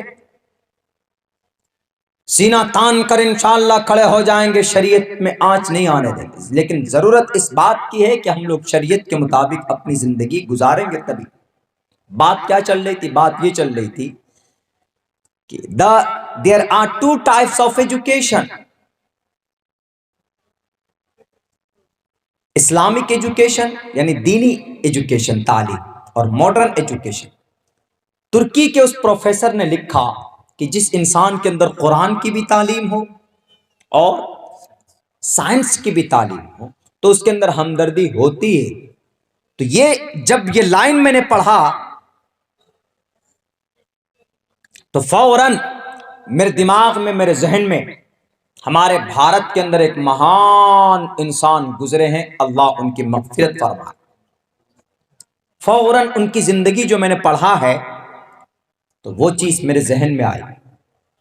میری ماں اور میری بہنوں، آپ بھی غور سے سنیے، آپ اپنے گھروں میں قرآن کریم کی تعلیم کو عام کیجیے. نبی پاک علیہ الصلاۃ والسلام کے واقعات کو موبائل کے ذریعے اپنے بچوں کو سنائی. قرآن کریم کی تلاوت عام کیجیے اپنے گھروں کے اندر. تو قرآن کی تعلیم، سائنس کی تعلیم جس کے اندر ہو، ہمدردی ہوتی. تو ہمارے بھارت کے اندر ایک بہت بڑا سائنٹسٹ گزرا ہے جو قرآن پڑھنا جانتا تھا. وہ اتنا بڑا مہان انسان ہے، اتنا بڑا سائنٹسٹ ہے ہمارے بھارت کا کہ آج تک پوری دنیا کے اندر ہمارے بھارت کے اس سائنٹسٹ سے بڑا کوئی سائنٹسٹ پیدا نہیں ہوا آج تک. اور وہ کون سائنٹسٹ ہے، کون سا ویگیانک ہے ہمارے بھارت کا جس کے اندر ہمدردی تھی، انسانیت تھی، مانوتا. وہ قرآن بھی پڑھنا جانتے تھے اور وہ مہان سائنس داں بھی تھے. اس شخص کا نام ڈاکٹر اے پی جے عبد الکلام. جی، ہم لوگ یہ سمجھتے ہیں کہ کوئی غیر کے نام بولیں گے. ڈاکٹر اے پی جے عبد الکلام دنیا کا مہان سائنسدانوں میں سے سب سے بڑا سائنسدان. کیسے؟ زمین سے آسمان پر، چاند پر بہت بڑی کمپنیاں، بڑے بڑے ملکوں نے، امریکہ نے، چین نے، جاپان نے، روس نے جہاز بھیجے. 500,000 کتنوں کروڑوں روپے خرچ ہوا، لیکن سب سے کم خرچ میں زمین سے چاند پر انسانوں کو اگر کسی نے پہنچایا ہے تو اس سائنسداں کا نام ڈاکٹر اے پی جے عبد الکلام ہے. دنیا تعجب میں رہ گئی، اتنے کم پیسوں میں جہاز بنا کر آسمان چاند تک بھیج دیا، مارس تک پہنچا دیا. کیا آدمی ہے؟ یعنی جہاں 500 کروڑ روپے مثال کے طور پر خرچ پڑتے ہیں تو وہاں 300 کروڑ روپے میں انہوں نے وہ کر دکھایا. ڈاکٹر اے پی جے عبد الکلام. ہمارے بھارت میں میزائل نہیں تھا، امریکہ والے کے پاس بہت سارے میزائل تھے، چین والوں کے پاس. ہمارے بھارت کے اندر ایک دوسرے کے منہ دیکھتے تھے کہ کیا ہو، کیسے ہو، کہاں سے میزائل لائیں. تو ڈاکٹر اے پی جے عبد الکلام کھڑے ہوئے. کہاں سے پڑھے تھے؟ آسام والوں مدرسہ بند کرو گے. ڈاکٹر اے پی جے عبد الکلام مدرسے کے اندر بھی پڑھائی حاصل کی تھی انہوں نے. کب تک بند کرو گے؟ کچھ فائدہ حاصل نہیں ہونے والا ہے اس تشدد سے. میزائل بنا کر آدمی اگر گلی میں گھس جائے، گھر میں گھس جائے، تہخانے میں چھپ جائے تو وہاں سے ڈھونڈ کر حملہ کرنے والا، میزائل بنا کر دینے والا کون؟ اس شخص کا نام بھارت کے اندر ڈاکٹر اے پی جے عبد الکلام. قرآن بھی جانتے تھے، سائنس بھی جانتے تھے. اب ہمدردی کیسی تھی اس کے اندر؟ ایک مرتبہ میگھالیہ کا سفر تھا،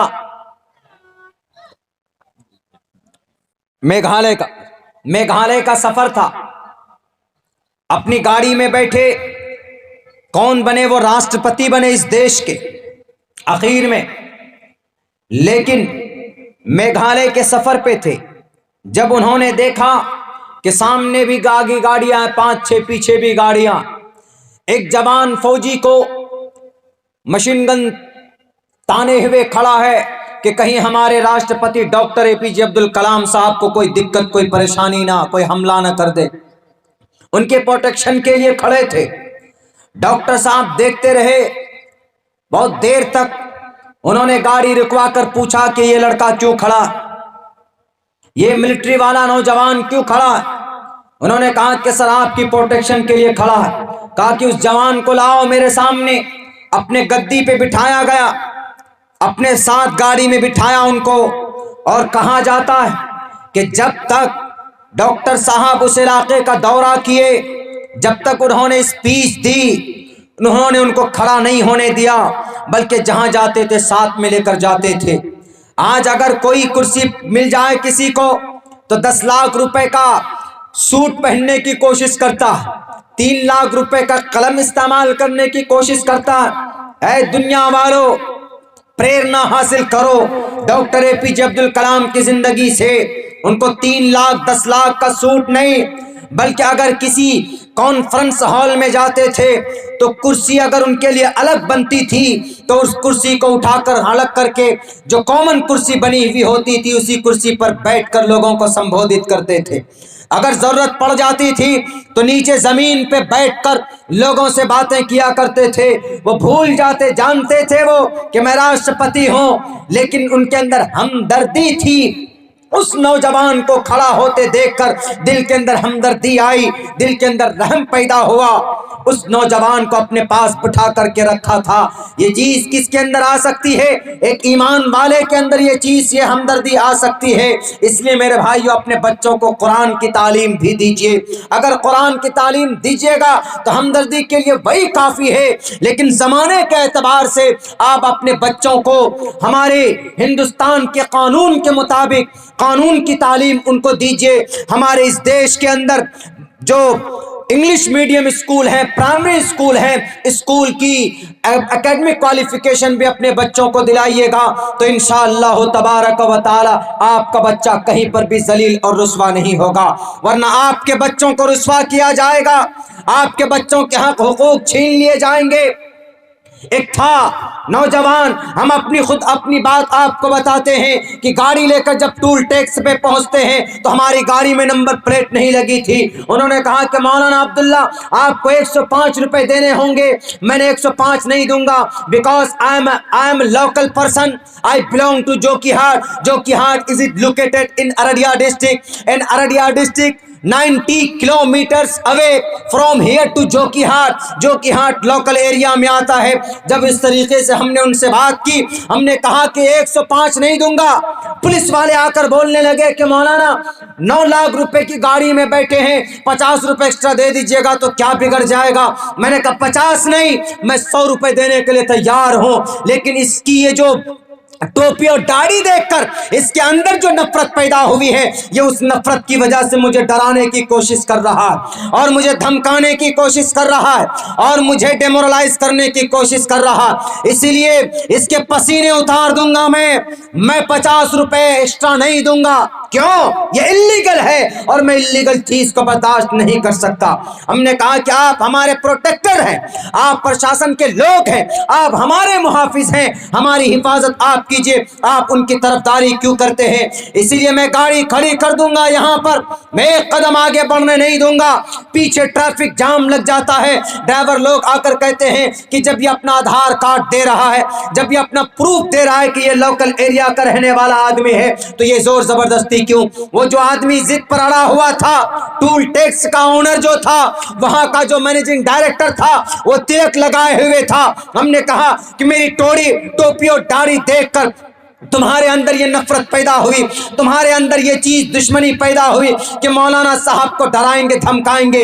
ہم نے کہا کہ تمہارے ماں نے دودھ نہیں پلایا، تمہیں ڈرانے دھمکانے کے لیے کوئی مائے کا لال پیدا نہیں ہوا ہے. میں عبداللہ سالم، میں نے مدرسے کے اندر رہ کر تعلیم حاصل کی ہے، میں نے قرآن کریم کو پڑھا ہے، میں نے دال اور روٹی کھا کھا کر، ہم نے کیڑے والے چاول کھا کھا کر ہم نے تعلیم حاصل کی ہے. قوم نے ہم کو امت کا ایک دیانتدار عالم دین ہم کو بنایا ہے، میں کبھی بھی نہیں بدلوں گا، میں کبھی بھی اپنے ایمان کا سودا، اپنے ضمیر کا سودا نہیں کروں گا، تمہارے سامنے اپنے سر کو نہیں جھکاؤں گا۔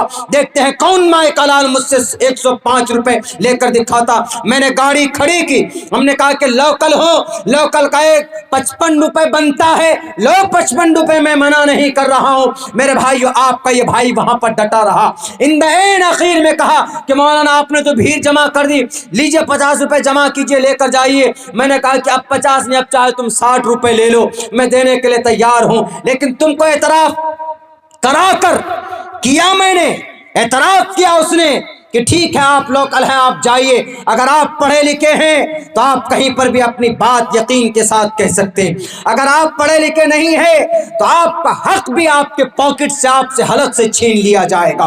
اس لیے اپنے بچوں کو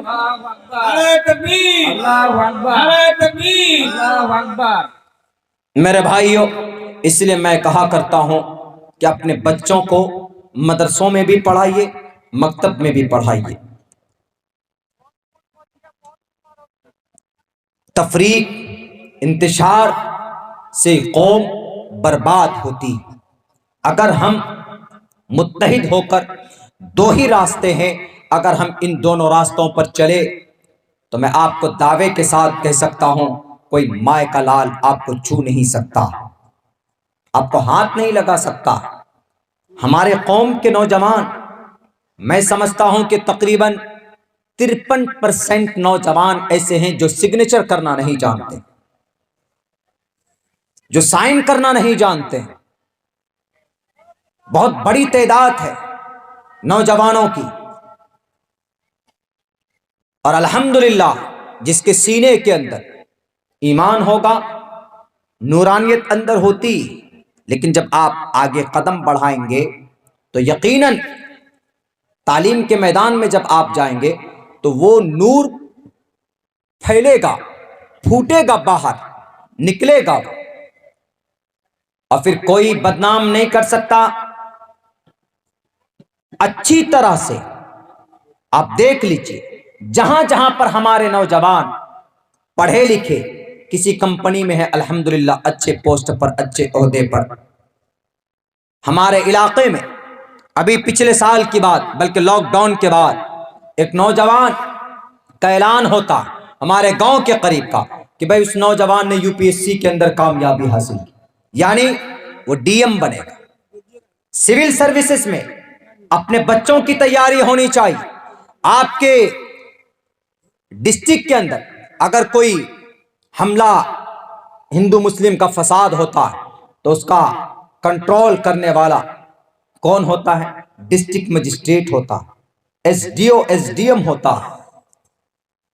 اگر وہاں پر ہمارے بچے ہوں گے، اسلامی مزاج کے ہوں گے، مانوتا ہمدردی ہوگی، وہ ہندو کو بھی ساتھ لے کر چلے گا، مسلمانوں کو بھی ساتھ لے کر چلے گا۔ اگر یہ چیز ہم کرتے ہیں، تعلیم اپنے بچوں کو دیتے ہیں، تو انشاءاللہ ہم علاقے کو بدل سکتے ہیں۔ 98 سال ہوئے کس کو؟ RSS کو 98 سال۔ 98 سال کے بعد آج کی تاریخ میں ان کو ان کے پسند کا PM، ان کے پسند کا CM، ان کے پسند کا ممبران، ان کے پسند کے لوگ ہر جگہ پر بیٹھے ہوئے، ہر جگہ پر محنت کی انہوں نے، تعلیم میں ذہن کو بنایا، تو آج کامیابی ان کے ہاتھ میں۔ اگر آپ کے بچوں کے منہ میں زبان ہوگا تو اگر کوئی بولے گا، اتر پردیش سے اٹھنے والا یا MP سے اٹھنے والا کوئی بھی بہروپیہ بولے گا کہ ہم اس دیش میں کلمہ پڑھنے والوں کو نہیں رہنے دیں گے، ہم نماز نہیں پڑھنے دیں گے، ہم زکوٰۃ نہیں ادا کرنے دیں گے، اگر ہمارے نوجوانوں کے منہ میں زبان ہوگا، اگر پڑھے لکھے ہوں گے، تو انشاءاللہ تبارک و تعالی وہ ان کے سوال کا جواب پیار سے دیں گے۔ ایک آدمی نے سوال کیا اسلام مذہب کے بارے میں، ہم نے کہا کہ بھیا بھارت تو دور کی بات ہے، چین جاپان کے اندر وہاں مسلمانوں کو آج بڑے اچھوت نگاہ سے دیکھتے، لیکن چین کے اندر اسلام کا پرچار تشدد سے کیا ہے؟ بالکل نہیں، بلکہ اسلام کا پرچار حضرت سعد لبید رضی اللہ تعالیٰ 36 हिजरी में यानी नबी के मदीना पहुंचने के 36 साल बाद नबी पाक अलैहिस्सलातु वस्सलाम के एक सहाबी हजरत साद लबीद रजी अल्लाह ताला कहाँ है? चाइना में पहुंचते हैं और चाइना के उस पूरी फैमिली ने उनको देखा और कहा ये बंदा कहाँ से आया? कहा कि सर अरब कंट्री से आया है। कहा कौन है पूछो। उन्होंने कहा अपनी जुबान में, अरबिक जुबान में, उस वक्त उन्होंने कहा कि मैं मुसलमान हूँ, मैं अल्लाह के नबी का गुलाम हूँ, अल्लाह तबारक व ताला का एक बंदा हूँ, नबी की शरीयत के मुताबिक, कुरान के फरमान के मुताबिक जिंदगी गुजारता हूँ। उन्होंने जब मार्केट लगी तो मार्केट में जाने के बाद सारे लोग अपने अपने अनाज लगा कर बैठे, ये भी अपने अनाज गेहूं लगा कर बैठे।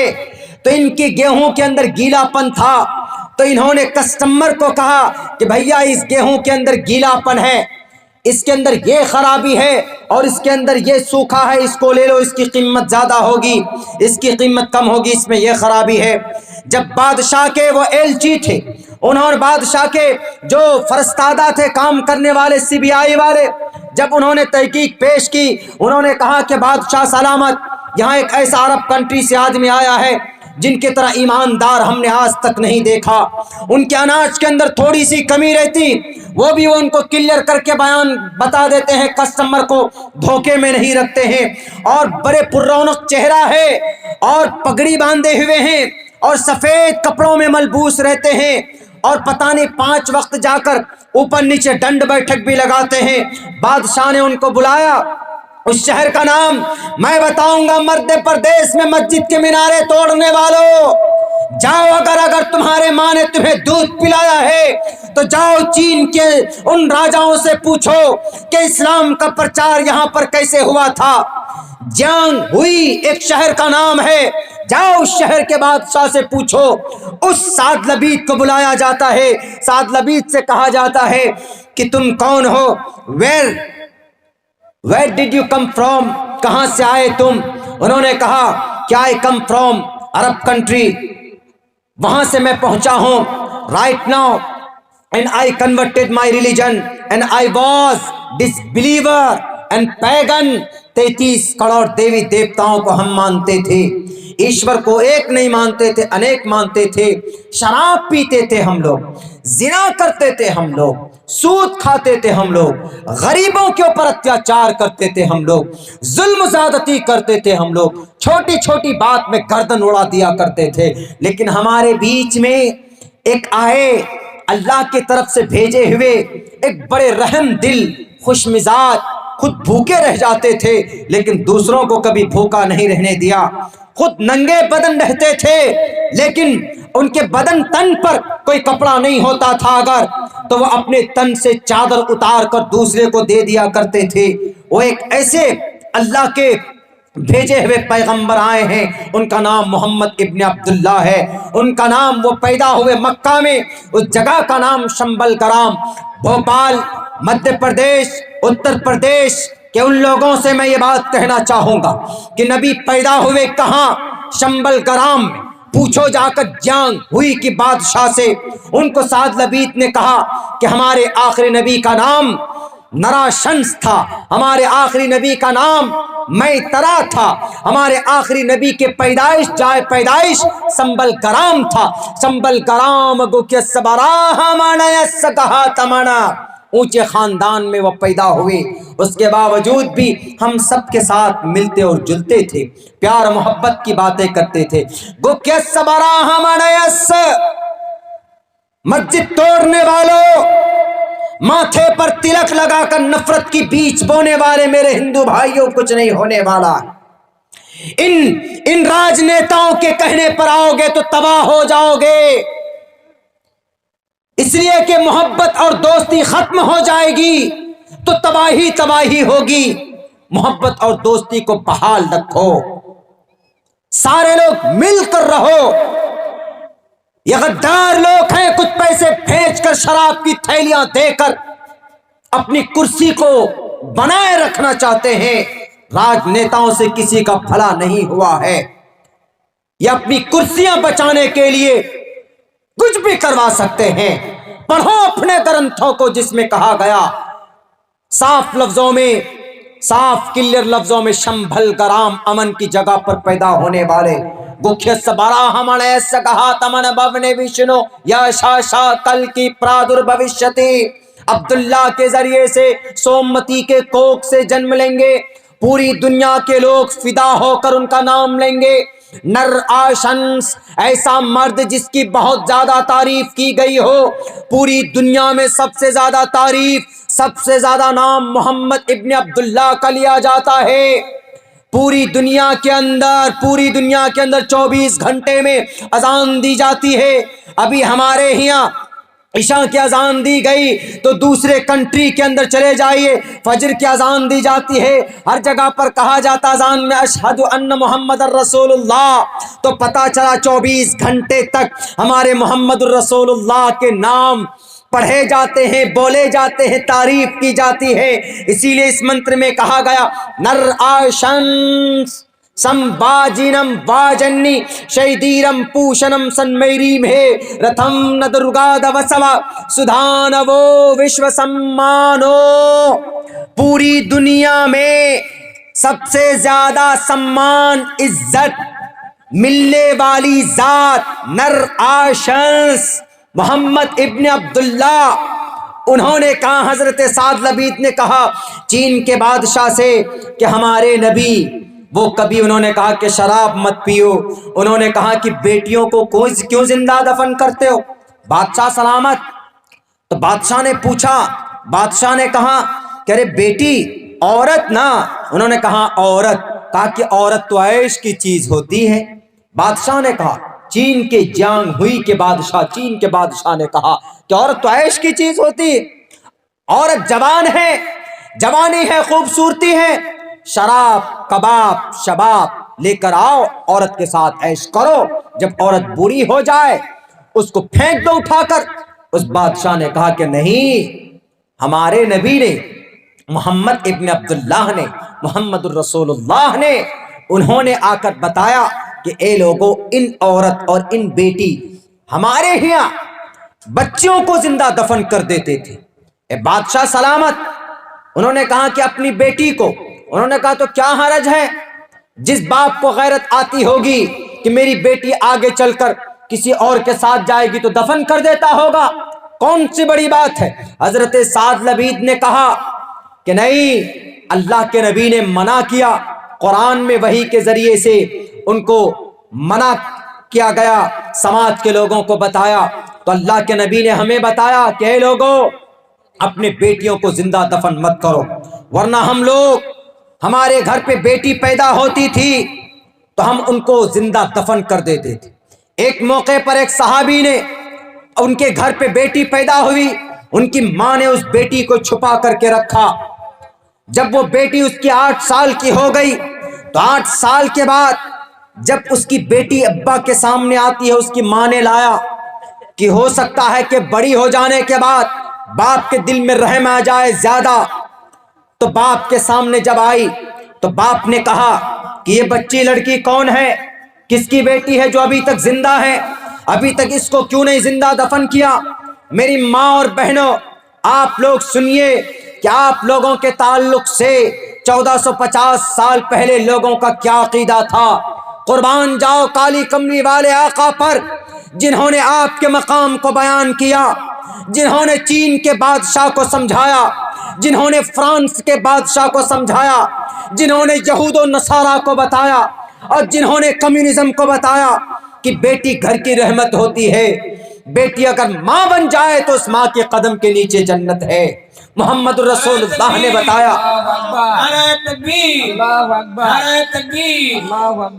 حضرت سعد لبید نے کہا چین کے بادشاہ سے کہ اللہ کے نبی علیہ السلام نے بتایا، صحابہ کرام کے سامنے جب وہ بیٹی آئی تو اس صحابی نے پوچھا اپنی بیوی سے کہ یہ لڑکی کون ہے، ابھی تک زندہ کیوں ہے، اس کا باپ کون ہے، ابھی تک ان کو کیوں نہیں زمین میں زندہ دفن کیا؟ تو اس کی ماں نے کہا، اس صحابی کی اہلیہ نے کہا یہ کسی اور کی بیٹی نہیں، یہ آپ کی بیٹی۔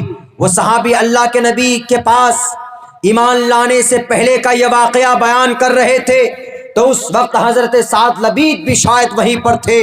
تو حضرت نبی پاک علیہ السلام کے سامنے جب اس صحابی نے کہا کہ اللہ کے نبی، جب میری بیٹی 8 سال کی عمر میں میرے سامنے لائی گئی تو میں نے جب پوچھا کہ یہ بیٹی کون ہے، کس کی ہے، تو اس کی ماں نے کہا، میری اہلیہ نے کہا کہ آپ ہی کی بیٹی ہے، میں نے چھپا کر رکھا تھا، اس کی پرورش کی تھی تاکہ آپ بڑی ہو جانے کے بعد آپ کے دل میں رحم آ جائے، آپ کے دل میں محبت پیدا ہو جائے، آپ ان کو دفن نہ کریں۔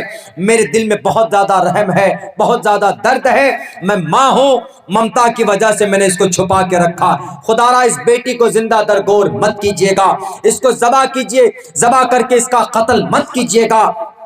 تو اس صحابی نے اس وقت تو کہا کہ ٹھیک ہے، کوئی بات نہیں، لیکن اندر ہی اندر وہ غیرت تھی، میری یہ بیٹی کل چل کر اس کو کوئی اور لے کر جائے گا، کسی اور کے ساتھ رہے گی، یہ چیز ناگوار گزر رہی تھی ان کے دل میں۔ اندر ہی اندر پلاننگ تیار کی، اللہ کے نبی سے کہہ رہے تھے کہ اللہ کے نبی، میں اندر ہی اندر پلاننگ بنا رہا تھا کہ کیسے اس بچی کو ہم دفن کر دیں، ختم کر دیں۔ 1-2 روز اس کو شکار کے بہانے سے جنگل پہ لے کے گیا،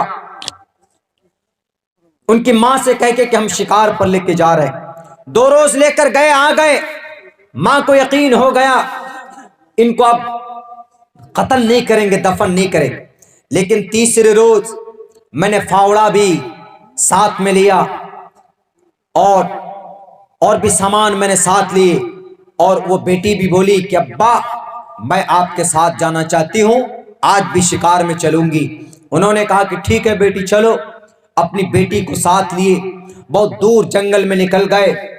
جانے کے بعد وہ صحابی اللہ کے نبی سے کہہ رہے کہ اللہ کے نبی، میں مٹی کھود رہا تھا، مٹی جب میرے پیر میں پڑ جاتی تھی تو وہ میری چھوٹی سی معصوم سی بیٹی میرے پیر سے مٹی ہٹاتی تھی کہ ابا آپ کا پیر گندا ہو گیا، خراب ہو گیا۔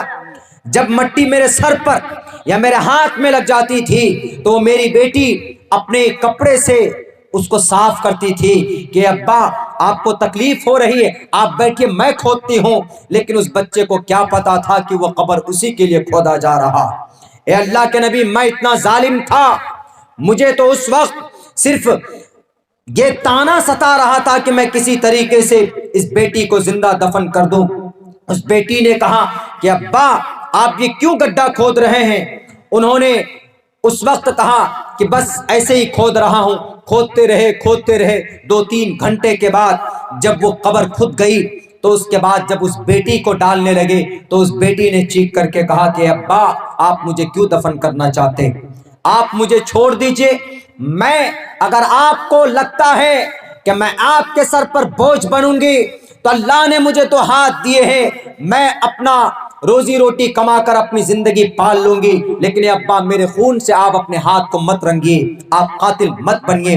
اے ابا آپ مجھے کیوں قتل کر رہے؟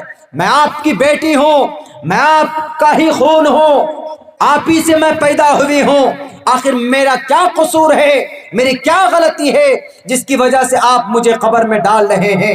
قربان جائیے، کالی کملی والے نبی پاک علیہ السلام رو رہے تھے جب صحابی یہ واقعہ سنا رہے تھے، لیکن اس وقت یہ تشدد اس وقت کے لوگوں کے اندر تھی، بیٹیوں کے تعلق سے، عورتوں کے تعلق سے انہوں نے بالکل بھی نہیں مانی۔ وہ بیٹی کو دھکا، زور سے دھکا دے کر اوپر سے 5 من مٹی چڑھا کر دفن کر کے وہاں سے آ گئے۔ آنے کے بعد اللہ کے نبی جب سنے، اللہ کے نبی نے کہا کہ ظالم انسان، تمہیں بیٹی کے اوپر رحم نہیں آیا؟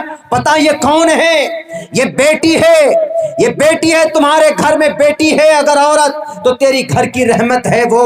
اگر تیرے گھر میں یہ بیٹی عورت تمہاری بہن کی شکل میں ہوتی ہے تو تمہاری گھر کی عزت ہوتی ہے۔ اگر یہ عورت تمہاری گھر میں بیوی بن کر ہے تو تمہاری گھر کے اندر تمہاری شریک حیات ہے، تمہارے لیے کھانا بناتی ہے، تمہارے لیے تمہیں خوش کرنے کے لیے اور وہ کام کر گزرتی ہے۔ اگر وہ تکلیف میں ہو، درد میں ہو تو تمہیں خوش کرنے کے لیے کبھی بھی وہ تمہیں منع نہیں کرتی ہے۔ اور ایک بات یاد رکھو دنیا والوں، اللہ کے نبی کا پیغام تھا، کہا اس وہ بادشاہ سن رہا تھا حضرت لبید کے ذریعے سے یہ واقعہ، اور انہوں نے کہا کہ بادشاہ صاحب آج تک دنیا کے اندر عورت کو وہ مقام نہیں دیا، لیکن میرے نبی نے کہا کہ اے لوگو، اگر عورت ماں بن جائے، اگر بیٹی ماں بن جائے، اگر یہ عورت اگر تمہاری بہن ماں بن جائے تو پھر اس ماں کے قدم کے نیچے جنت ہے۔ یہ مقام آج تک کسی نے بھی نہیں دیا، لیکن محمد ابن عبداللہ نے کہا کہ عورت کے قدم کے نیچے جنت ہے۔ قربان جاؤ میرا سب کچھ محمد رسول اللہ کے لیے قربان۔ اللہ اکبر، عبداللہ صاحب چترویدی زندہ باد، زندہ باد۔ میرے بھائیوں، جب یہ واقعہ سنا انہوں نے، جیانگ ہوئی، چین نام عجیب طرح ہوتا ہے چین کے اندر، جب یہ سنا واقعہ حضرت لبید کی زبانی اس صحابی کا کہ میرے محمد ہمارے نبی ایسے ہیں، ان کی وجہ سے ہمارے سر پہ تاج ہے، ہمارے پورے بدن کے اوپر سفید کپڑے ہیں، اور ہم 5 وقت جو آپ بولتے ہیں نا کہ ڈنڈ بیٹھک لگاتے ہیں، وہ ڈنڈ بیٹھک نہیں، وہ ساس ٹانگ ہے۔ ساس ٹانگ 100 اشٹ انگ، 8 انگ کے ذریعے سے ایشور کی بھکتی کرنا۔ 8 انگ کے ذریعے سے ایشور کی بھکتی کیسے ہوگی؟ 8 انگ کے ذریعے سے ایشور کی پوجا کیسے ہوگی؟ کوئی نہیں بتا سکتا۔ ایک ہی ذریعے سے ہو سکتی، کب؟ جب آپ نماز میں سجدے میں جاتے ہیں۔ سجدے میں جب آپ جاتے ہیں تو دونوں آپ کے یہ پیر کے انگوٹھے لگتے ہیں، پھر گھٹنا، اس کے بعد پھر دونوں ہاتھ 6 ہو گئے، اس کے بعد پھر ناک اور پیشانی 6 7 1 8 100 اشٹانگ۔ نماز پر اعتراض کرنے والوں اٹھاؤ اپنی کتاب، دیکھو 100 اشٹانگ کا تذکرہ ہے کہ نہیں تمہاری گرنتھوں میں؟ دیکھو پتھما دارکا جیوا دیو ددین مجیتے کا تذکرہ ہے کہ نہیں گرنتھوں؟ کھڑا نہیں ہو سکتے تم اپنے ہمارے سامنے، میں طالب علم ضرور ہوں، لیکن تمہاری گرنتھوں کو پڑھنا شروع کروں گا تو ہماری نماز تمہاری گرنتھوں کے اندر نظر آئے گی، ہمارا اذان تمہاری گرنتھوں کے اندر نظر آئے گی، ہمارے زکوٰۃ تمہاری گرنتھوں کے اندر نظر آئے گی، ہمارے روزے تمہارے گرنتھوں کے اندر نظر آئیں گے، ہمارے نبی تمہارے گرنتھوں میں نظر آئیں گے، ہماری آخرت تمہارے گرنتھوں میں نظر آئے گی، ہماری قیامت تمہاری گرنتھوں میں نظر آئے گی۔ اٹھاؤ، قیامت کا تذکرہ تمہارے گرور پران کے اندر ہے کہ نہیں ہے؟ اوم پورنمیدہ پورنمیدم پورنات پورنمدچتے پورنس پورنمادائے پورنمیواوششیتے، اوم شانتی اوم شانتی اوم شانتی۔ اٹھاؤ، ہمارے سورہ فاتحہ کا تذکرہ تمہارے گایتری منتر میں ہے کہ نہیں ہے؟ اوم بھوربھوسواہا تتسویتروریرنیم بھرگو دسی دیوس دھیمہی دھیو یو نہ پرچودیات۔ اٹھاؤ، آخرت کا تذکرہ، مرنے کے بعد دوبارہ زندہ ہونے کا عقیدہ ہم رکھتے ہیں تو تمہارے گرنتھوں کے اندر ہے کہ نہیں ہے؟ یونہ پتا جنتا یودھاتا دھامانی وید بھونانی وشوا یدیوا نام نام دائک ابتم سمپرشنم بھونا ینتینیا۔ اٹھاؤ، ایک اللہ کا تذکرہ، ہمارے ایک اللہ کے ہونے کا عقیدہ تمہارے گرنتھوں کے اندر موجود ہے کہ نہیں ہے؟ لنک چدی شکھا نتسయ کتت پترستی لکے نچستانے وچتسیہ لنگم سکارنم کرنا دیپا دیپو نچاسیہ کچت جنیتا نتا دیپا۔ اٹھاؤ، موت کا تذکرہ تمہارے گرنتھوں کے اندر ہے کہ نہیں؟ اوکتم وکتی ما پنیم منینتی مام بدھما پرم بھاو مجاننتو مماوی امان اتمم۔ اٹھاؤ، ایک اللہ کی عبادت کا تذکرہ جو بنا کسی انگ کے بنے ہوئے ہیں تمہارے گرنتھوں کے اندر موجود ہے کہ نہیں؟ نہ دیوا مرچھلامیا، اگر نہ ہو تو مجھے کہنا، دنیا کے اندر کتنا بڑا پڑھا لکھا آ جائے، میں ثابت کروں گا اپنے قرآن سے بھی اور بائبل سے بھی اور ویدوں سے بھی کہ وی آر کمپلیٹلی مسلم۔ ہم اللہ اور ایشور کے نزدیک سب سے بہتر اور کمپلیٹ اگر کوئی انسان ہے، سب سے بہتر اور کمپلیٹ اگر کوئی منشیہ ہے تو وہ اس دھرتی کا مسلمان ہے۔ کیوں؟ کیونکہ وہ ایشور کے فرمان کے مطابق اپنی زندگی گزارتا ہے۔ اللہ اکبر۔ میرے بھائیو، باتیں تو بہت ساری ہوتی ہیں، یہ باتیں ان تک پہنچنی چاہیے، اور یہ وقت ایسا ہے ہمارے اور آپ کے لیے بڑا چیلنجنگ وقت ہے۔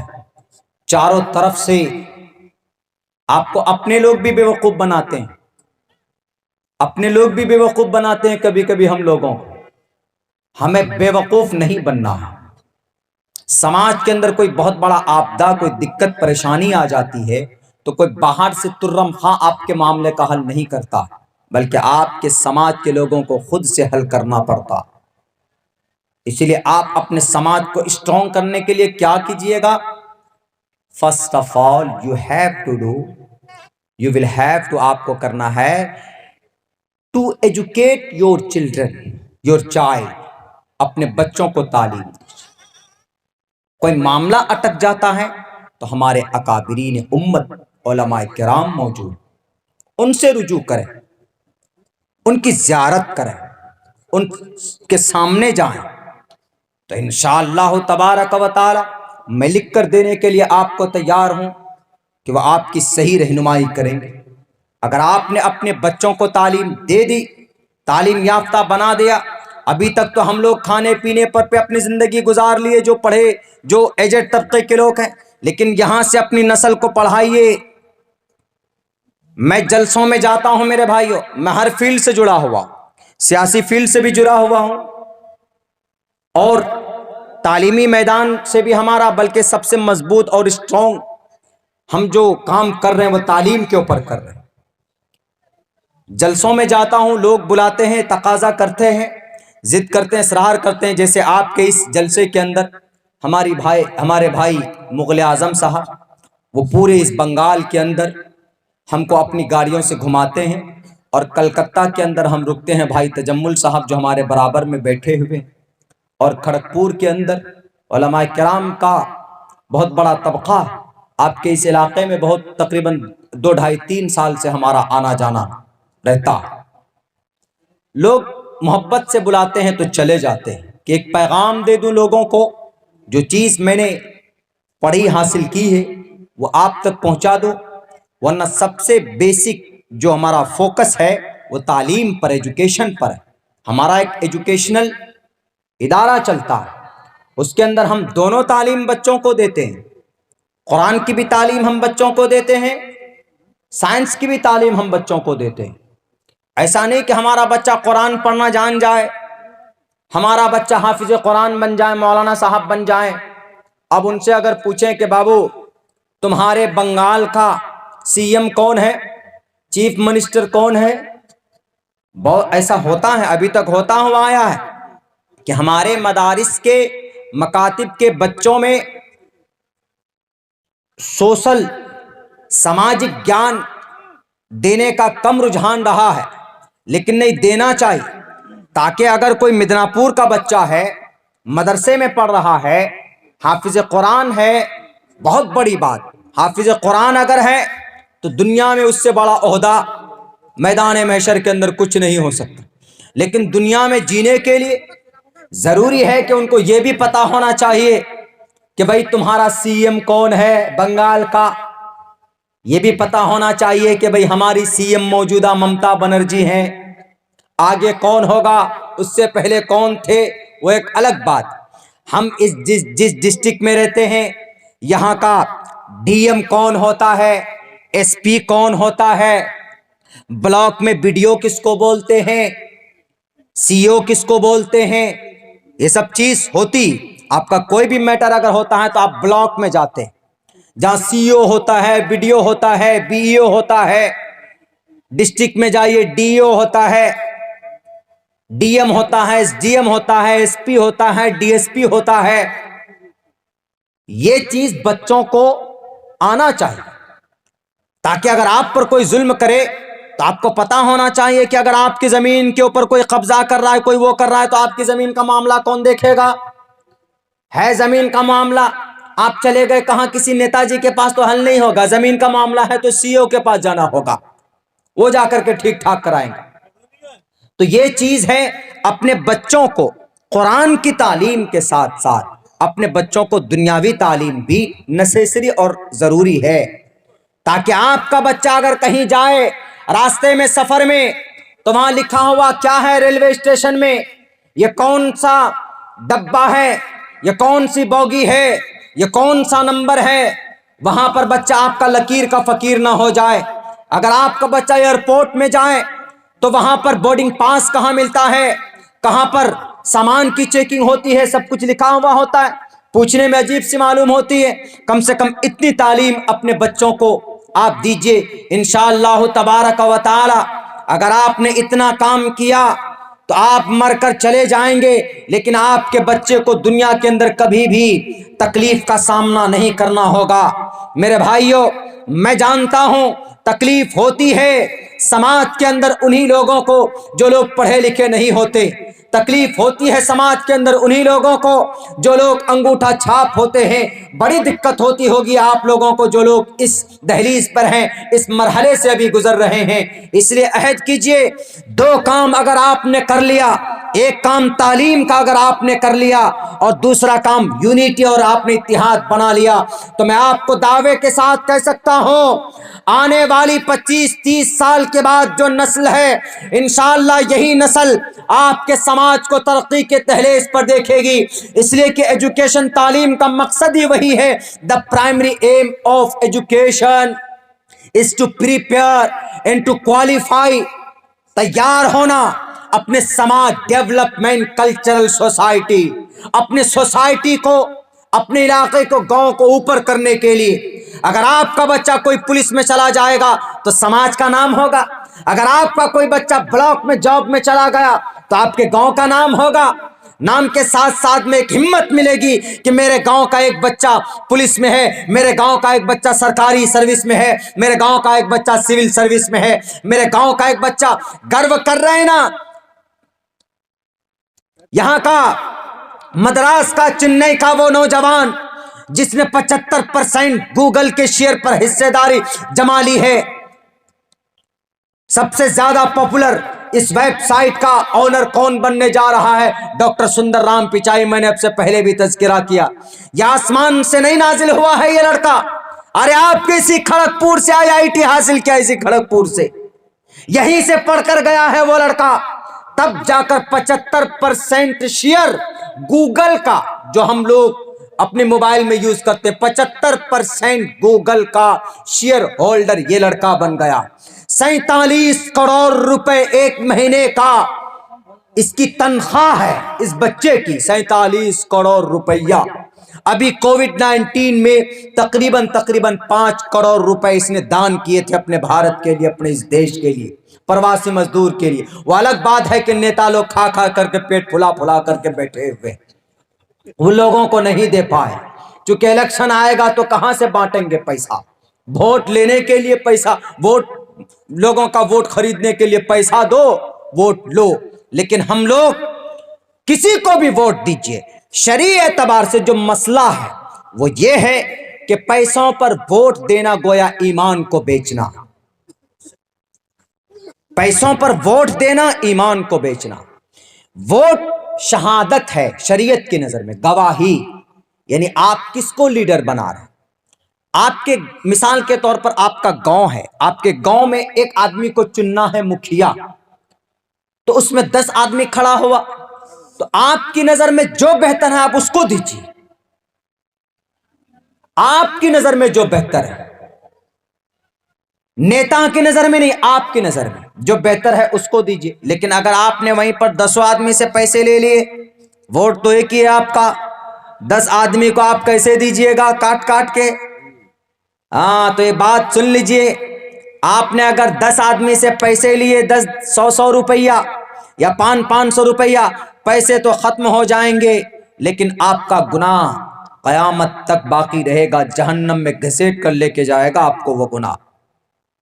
ایمان بک جائے گا آپ کا، اور ایمان بکنے والے قوم ہم نہیں ہیں۔ حضرت بلال حبشی کو تڑپا تڑپا کر مارا جا رہا تھا، ان سے ابو جہل نے کہا، ان سے ابو لہب نے کہا، عتبہ شیبہ ولید حنظلہ نے کہا کہ اے بلال، صرف اتنا کہہ دو کہ میں محمد ابن عبداللہ کو نبی نہیں مانتا، صرف اتنا کہہ دو کہ میں ایک اللہ کو نہیں مانتا، اتنا کہہ دو۔ تم کو کیا چاہیے؟ دولت؟ تم غلام تھے نا، ہم تم کو آزاد، غلام ہو آزاد کر دیں گے۔ امیہ ابن خلف، انہوں نے کہا ہم تم کو آزاد کر دیں گے، یہ لو ہیرے جواہرات، یہ لو تم سونے چاندی، یہ لو تم حویلیاں، یہ لو تم غلام باندیاں، عیش کرنا، پوری زندگی سیٹ ہو جائے گی تمہاری، عیش کے ساتھ زندگی گزارو گے، صرف ایک بات کہہ دو کہ میں محمد ابن عبداللہ کی شریعت پر، ان کے دین پر، ان کے اللہ کو نہیں مانتا، یعنی محمد کے اللہ کو نہیں مانتا، صرف اتنی سی بات کہنی ہے۔ چاہتے حضرت بلال حبشی میرے بھائیوں کہہ سکتے تھے کہ نہیں کہہ سکتے تھے، لیکن لٹتے رہے، پٹتے رہے۔ بلال حبشی کو عرب کنٹری کے اندر وہاں کی ریتلی زمین جو ہوتی ہے وہ دھوپ میں گرم ہو جاتی تھی، اس کے نیچے ان کو رکھتے تھے، لٹاتے تھے، نیچے سے ایک دم زمین تپی ہوئی، اوپر سے پتھر کا چٹان ایسے ڈال دیتے تھے تاکہ وہ ہل نہ پائیں، نیچے سے زمین تپی ہوئی اور اوپر سے پتھر کا چٹان رکھا جاتا تھا۔ ان کے جسم میں ایک مرتبہ تو سوراخ کیا گیا، رسی اس سوراخ میں ڈالی گئی، 2 دن کے بعد جب وہ جم گیا، جمنے کے بعد تب اس کو کھینچا جاتا تھا، تب کہتے تھے کہ اے بلال ایک مرتبہ ایمان کا سودا کر لو، ایک مرتبہ تم بول دو کہ میں اللہ کو نہیں مانتا، میں 360 بتوں کو مانتا ہوں۔ لیکن بلال حبشی تڑپتے رہے، بلال حبشی روتے رہے، چیختے رہے، لیکن ان کی زبان سے ایک ہی آواز نکلتی تھی، پیسے لے کر اپنے ایمان کو بیچنے والے قوم ہم نہیں ہیں۔ بی بی سمیہ کے جسم کے ٹکڑے کیے گئے، اپنے ایمان کا سودا نہیں کیا تھا۔ حضرت بلال حبشی نے کہا کہ ابو جہل، اے عتبہ، اے شیبہ، اے امیہ ابن خلف، کتنے طریقے ہیں تمہارے اوپر ظلم کرنے کے، کر لو، آزما لو۔ یہ بلال، یہ مت سمجھنا کہ یہ غلام ہے، یہ کالا ہے، یہ بدصورت ہے، میں دفن ہو جاؤں گا مٹی میں، لیکن محمد ابن عبداللہ کی لائی ہوئی شریعت کا سودا نہیں کر سکتا، میں نہیں مٹا سکتا، نعرہ تکبیر، نعرہ تکبیر، میں اپنے ایمان کا سودا نہیں کر سکتا۔ آج 500 100 200 300 میں ہم بیچ دیتے ہیں اپنے ایمان کو، نہیں میرے بھائیوں، یہی بلال ہیں۔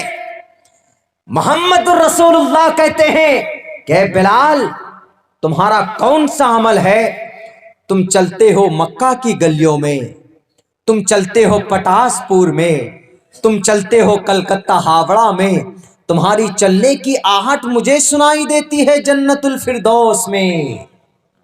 یہ مقام تھا، کیوں؟ انہوں نے ایمان کا سودا نہیں کیا تھا۔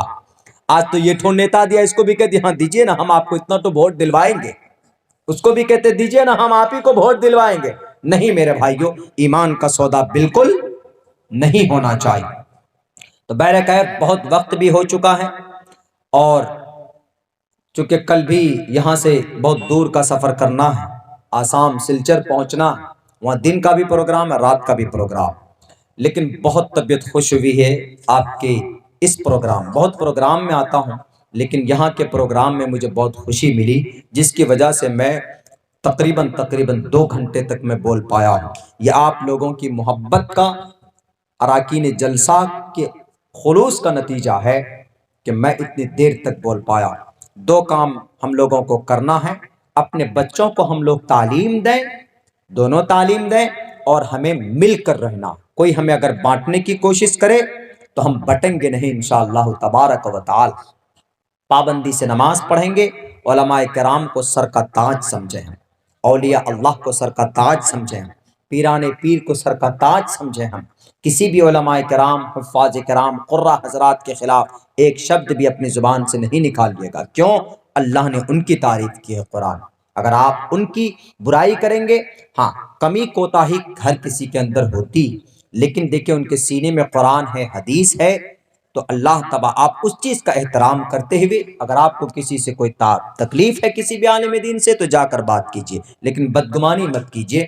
اللہ تبارک و تعالیٰ سے دعا کرتا ہوں کہ اللہ کہنے سننے سے زیادہ عمل کی توفیق عطا فرمائے۔ بہت بہت شکریہ، جزاک اللہ۔ السلام علیکم ورحمۃ اللہ وبرکاتہ۔